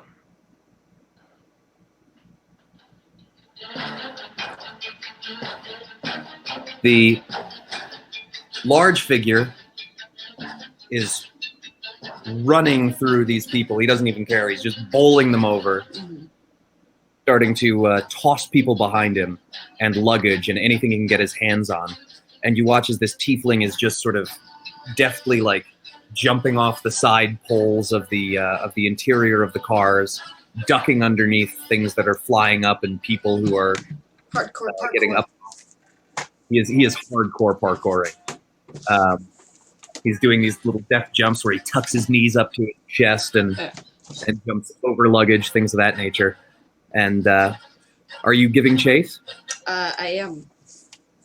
All right. Give me an acrobatics check and an athletics check. Okay. How fast you're going and how well you dodge things. 18 acrobatics. Okay. Who knew? And a 5 athletics. Okay. You're not losing them, but you're not gaining on them. You're sort of hanging back a little bit. You're a little winded after just sleeping on books all night. Yeah. But they are. I think I fucked my neck up, Quinn. Jesus. A bad time for it. Yeah. So, they are continually running away, and there's not much left to run away on.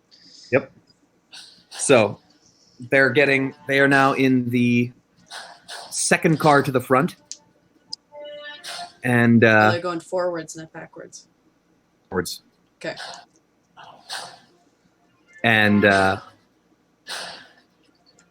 as the orc gets to the front, you can now see his hood has fallen back, and you see this heavily scarred, not as heavily scarred as yours, but massive orcan cranium with this tightly knit braided mohawk and this large beard. He gets to the end and skids to a stop just before falling off the edge of the train. You're about a car and a half back, and there's a bunch of people and just detritus in your way that the orc has pushed over. I'm gonna misty step forward 30 feet. Okay, you are now half a car back. Yes, you are one. They're halfway to the first car. You're halfway back in the second car. Okay. So you're one car back. And as he gets there, you watch as he leaps into the. Hope runs deep. That's not the one I wanted next.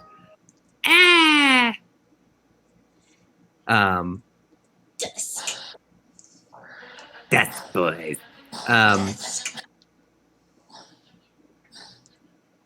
He looked at the tiefling, notices you as well,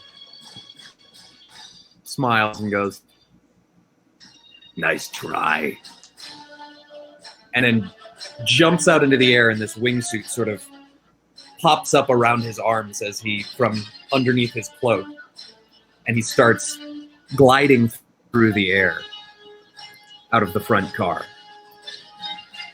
About 40 feet down, as you get to the front, first you see the tiefling fall off the front car without a wingsuit. And as you get to the front of the car, you see that there are a series of airships coming in on trading routes about 25 feet below. And you see the tiefling running along the tops of these airships. Okay. Do I see the half-orc? How far off is the half-orc right now? Or the full orc, Ethan? Yeah. He is about 10 feet below you, so about 15 feet above the airships. Okay. And gliding along, he is about 20 feet in front of them, in front of the tiefling, which means he's about 40 feet in front of you. Okay. But the train is moving along, too. The train is moving along, too, so you're not losing them. Yeah, I'm going to jump off and try and dive to catch up onto him. Okay. I don't have a wingsuit, but... So you are trying to dive 40 feet forward? I'm waiting for the train to essentially... I don't know how fast how fast the train would be in conjunction with him. The train is going slightly faster, but he's flying in a straight line, whereas the train do not go in a straight line. Okay.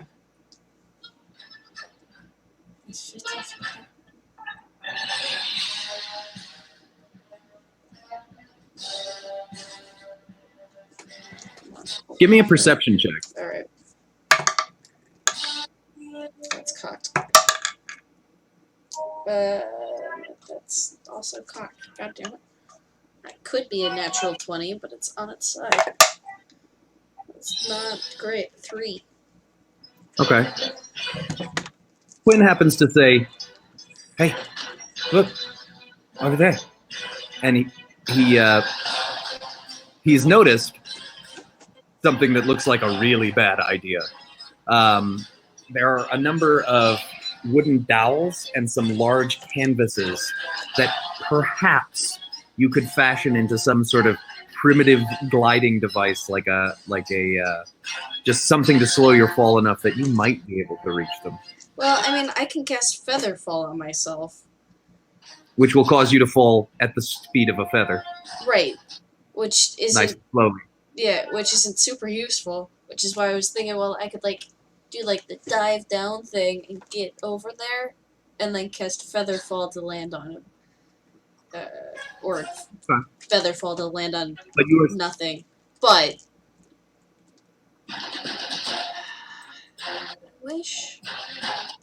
I wish more than anything, more than life, more than one wound. Where is my list of reckless casting spells? There you are.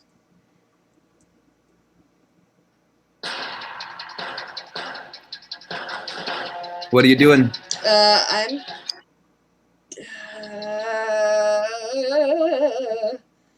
We are... They're starting to pull away. Saying fuck it and recklessly casting a 2nd level spell. Okay. So now I need to roll 2d10. Let's see, 5 and 6. I'm choosing Levitate. Okay. I rolled Invisibility and Levitate, so I'm gonna go with Levitate, and I'm gonna cast it on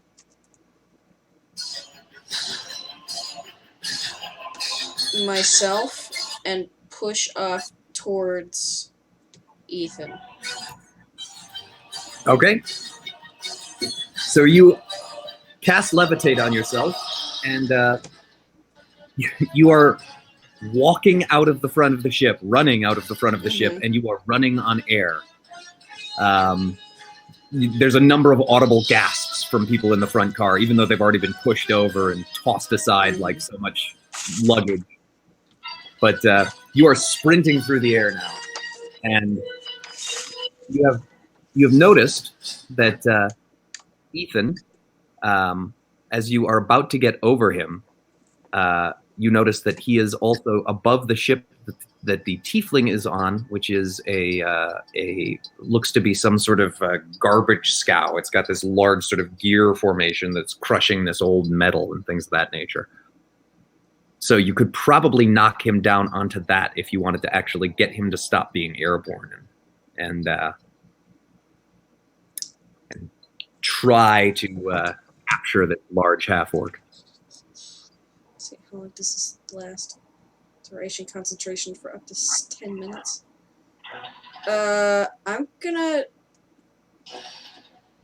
just follow him. Actually, okay. I'm not gonna try and stop him. I'm gonna just follow him. Okay. So, as you're following him, he swoops around to the right into this sort of little alleyway of the last of the buildings of the city before you get out to the suburban areas. The tiefling, who has still been running and is now getting to the end of the line of ships, tosses out this, what looks like this strange contraption. It's this coiled rope with this sort of hook on the end, this grabbing claw. It looks like what construction workers use to get on the bottom of airships as they work on them. Sure. And you see it shoot out and just dig into the bottom of the orc's leg. And you can hear him even from 45 feet back that he just goes, "Argh!" And the tiefling just lets the flying orc lift his entire body into the air. To just smash on this this hook that is on his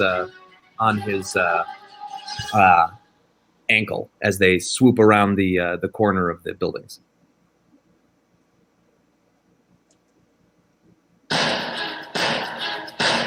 I'm gonna cast firebolt at the rope. At the rope? Yeah. All right. So go ahead and roll to attack. You're about 45 feet back. Okay. It'd be great if stuff would stop falling. Flying targets. Uh-huh. Oh, no. 11. 11. You manage to go wide, and it blasts into one of the flying airships that was flying by, and there's a little sort of food truck looking airship, and he sort of leans out and goes, "Hey!" and then just keeps on flying by. Sorry! And then he realizes he's talking to someone who's standing in midair and just looks straight and keeps going forward. All right, we'll just keep following. Okay. So there are a number of different swoops and turns that these two are going through, as the tiefling seems to be getting knocked against some of the buildings as the orc is flying. Give me an acrobatics check to keep up with these. All right.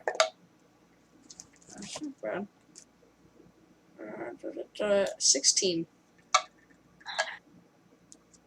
Okay. Sounds good. You managed to keep up with them well enough. And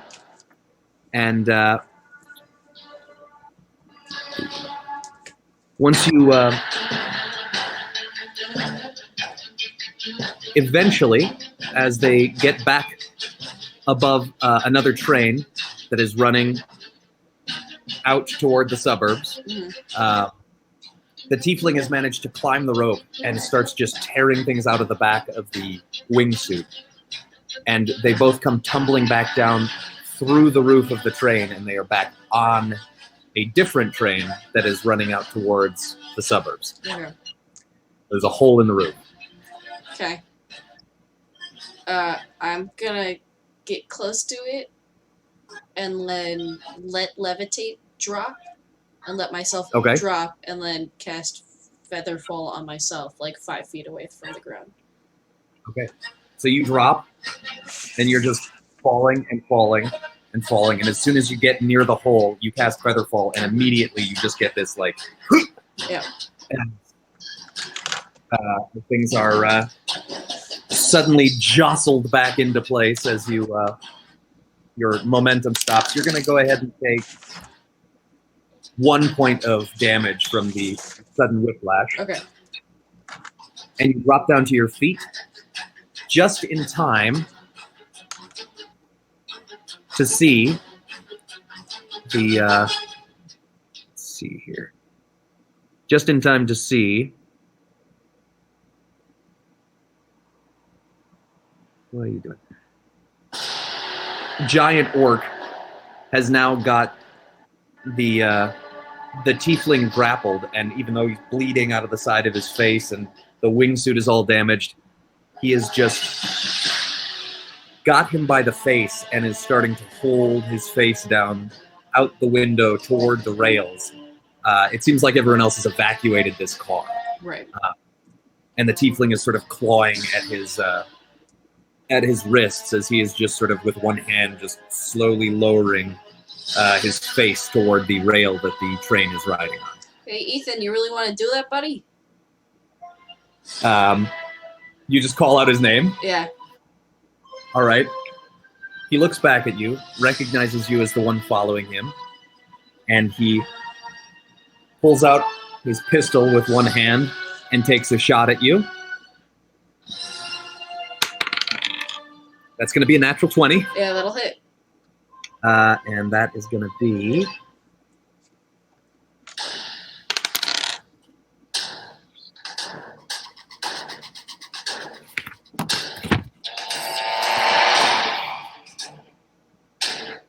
$12 points of damage. Ooh.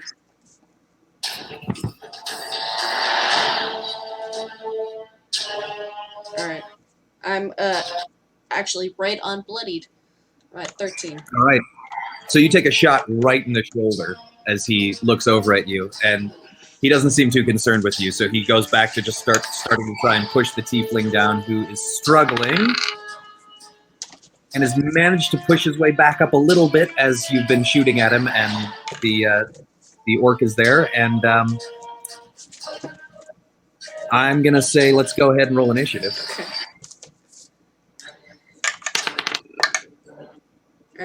Unless you want to try and talk to him again. I mean, when it comes around to my initiative turn, I'm gonna try talking with him. Okay. I rolled an 18 though. Okay. And what is your dexterity modifier? +3. Okay, so you go first. All right. All right.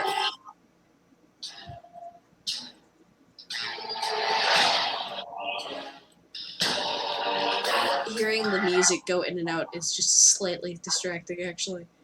Going in and out still? It's like it hits really hard at points and then like ducks out and then hits really hard again and like. Yay, Discord! Yeah. Yay. All right. Look, I wanted to talk because I heard we have run into some similar people. Something about a ship going into the Nine Hells? What about it? I was on it. Yeah. Were you? Of course I was on it. I work for him.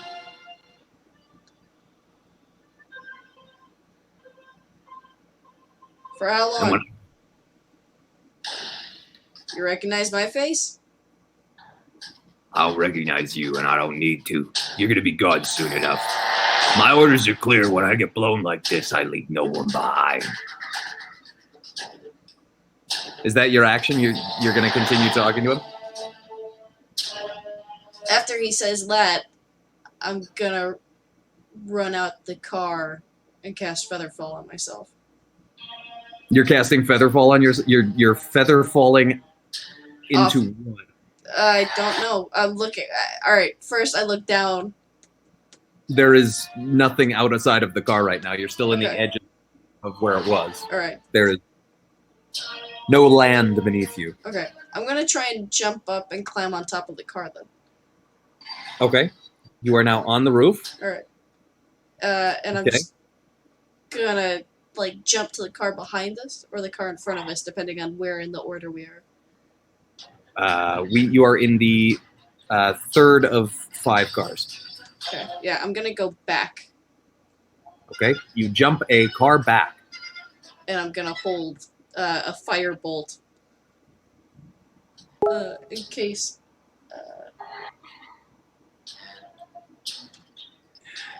I don't want to talk about how my day was today.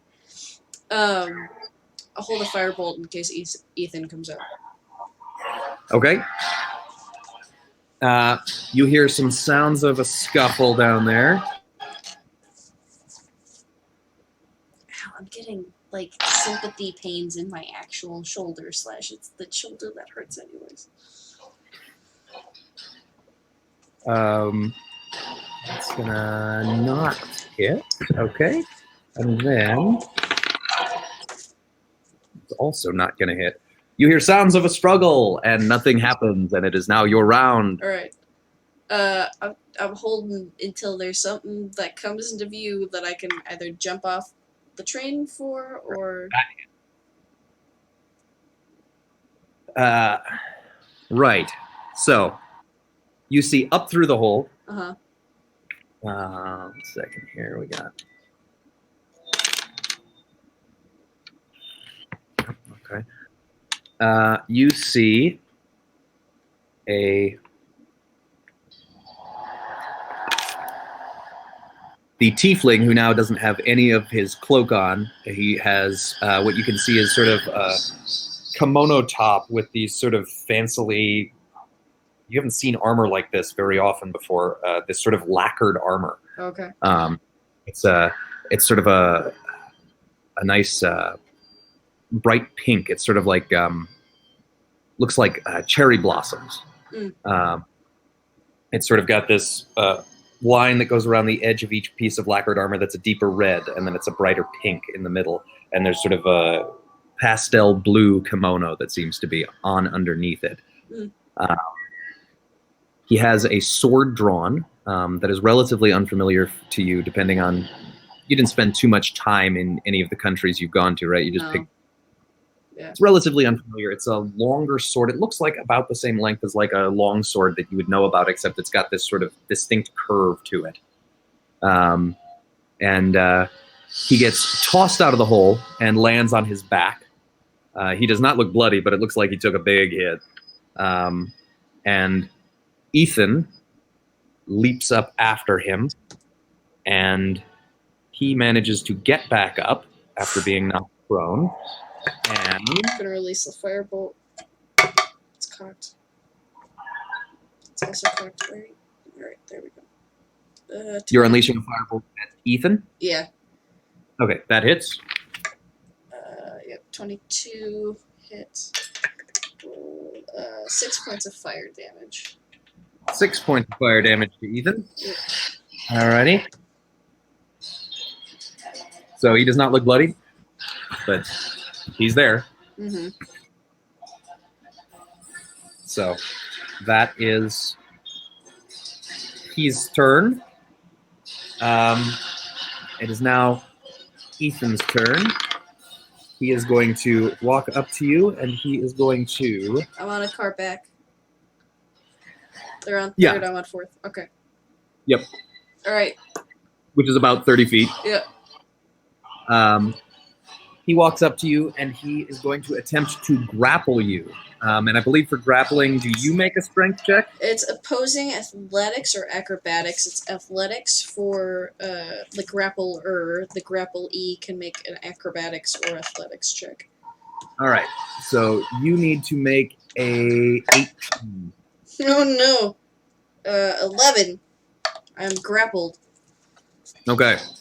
So he grabs you with both hands, just one on either side of the underside of the chin, and starts trying to, like, pin you down to the car and just sort of move you over towards the edge. And that is his turn. He's just sort of smiling at you now, and he's like, ooh. The warrior in the unfamiliar armor takes a swing and goes wide. And it is now your turn. Need to practice some of your form there, buddy. I'm gonna cast Gust on Ethan. Cantrip. Let me find the spell here. Where are you so far away? There it is. So, one medium or smaller creature that you choose must pass a strength save or be pushed up to 5 feet away from you. All right. So strength saving throw? Yeah. What's the DC? The DC is 14. He does not make it. Alright. So, I just kind of like, if he's holding back, I'm just kind of like force push him off. So yeah, you are toward the one side of the train car going horizontally because he's trying to push you off. And you push out, and with this invisible powerful wind, suddenly he is lifted. How many feet? 5. He's lifted 5 feet in the air and gets pushed all the way to the other side of the car, skids on his back and skids off the side, just clinging on to the side of the other train car, hanging off the side. And then I stand up. And that's going to be my turn. Okay. It is now his turn. Ooh. He fails his strength check critically. No. He slips off the side of the car and goes plummeting down into the sky below. And with that, the mysterious warrior, this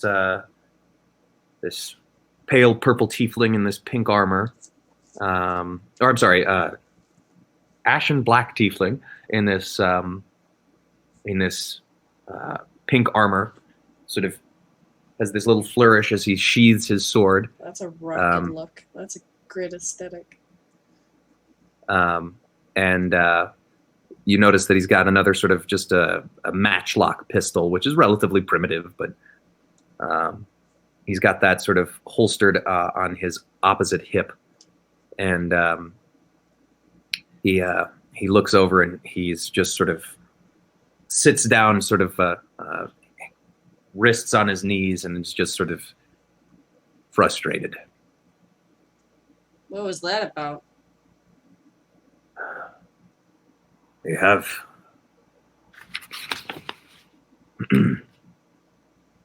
this man. He had many of my fellow students. We are students of Master Mori.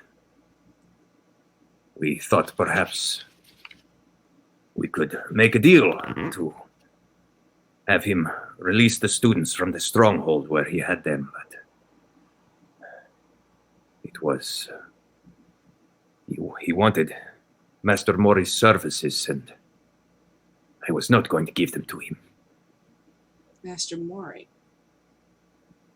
No? Yes. Yes.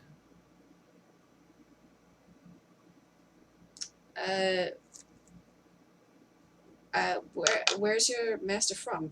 Where does he work from? They work from? They come from a land far from here, as you can tell from. Oh, I got to work on the.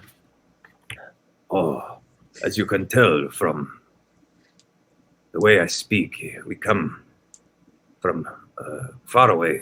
He teaches warrior defenders. We are a coastal city on what you call Sagatoichi. No shit. We defended this town, this smaller town, for a long time. This larger city, they have been taking our resources, and we can get no help from the government because we are tieflings. We are to blame. It is always our fault. And Master Mori, he came and he trained us, and he made sure they would not be able to take from us ever again. We even took back some of what was ours. But they came in with help from the Black Dragons. They took all the students, save for about 5 of us. We are a small town with little military power. Master Mori sent me here to try and buy their freedom, but he was just going to either have Master Mori do the Black Dragon's bidding for them or eliminate me. Could you take me to Master Mori? He's a long way from here. That's alright, I got a ship. You need a ride? I also have a ship. Alright, well, I'll try it next year. I got a nice one. Yours is nice. A little bit. I will ride with you. Alright. Let's get off the top of this train car and let's go pick up my ship. You know, Cap, you really have a knack for finding a bunch of weirdos. Yeah. Who's the one talking here? I'm sorry, what? Nothing. Like I said, bunch of weirdos. I mentally flick off quit. Well, that just seems uncalled for. Does it? So, with that, Quinn and Saigo Nakamura. Psycho. That's really close to Seigo. That's funny. Yep. I know a Seigo. Seigo, well, it's Seigo Toichi is the name of the country. Right. Yeah, no, there's Seigo is the one who works with Takawagi and the USA Cup to There you go. host families and stuff. So that's funny. So you, Saigo, and Quinn make your way in what once was the Swift Minnow and is now What do you call this ship? The Galloping Gargoyle. all right. You, Quinn, and Saigo Oh, make your God. way in the Galloping Gargoyle, and the spires, steam, and brass of Alantera leaves itself getting smaller and smaller in the distance until it is just a pinprick. And out in front of you is nothing but blue ocean and white fluffy clouds in the sky as you make your way off of this continent and towards the islands of Segotoichi, which is, I think, where we'll leave it for tonight. Perfect. Hey, that was awesome. You did it! I did it. I only fucked up like 5 times. You managed to steal the Picasso ship,